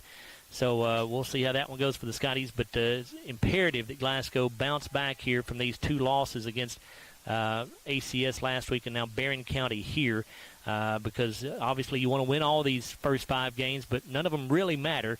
It really starts mattering now when you play those district teams because you're trying to get seeding for the playoffs. So that'll all begin next Friday night. Pregame coverage at 6:30. Broadcast will begin there, and then kickoff scheduled for 7 o'clock over there at Hank Roy Stadium. We invite you to join us for that. I want to say thanks to everybody who helped us on the broadcast here tonight. On the game camera was Will Perkins. The field camera was Caleb Saltzman. Also Nick Robbins on the camera as well. Board op was Jonathan Talley, and our video producer, Mr. Matthew Clark. Of course, my partners tonight were Chase Landrum. We appreciate Chase filling in for Larry Alexander. You'll hear much more of Chase once basketball season gets here. He'll be doing play-by-play for us once again during basketball. And Bruce Tribute, also my other broadcast partner, as always, doing a great job on stats.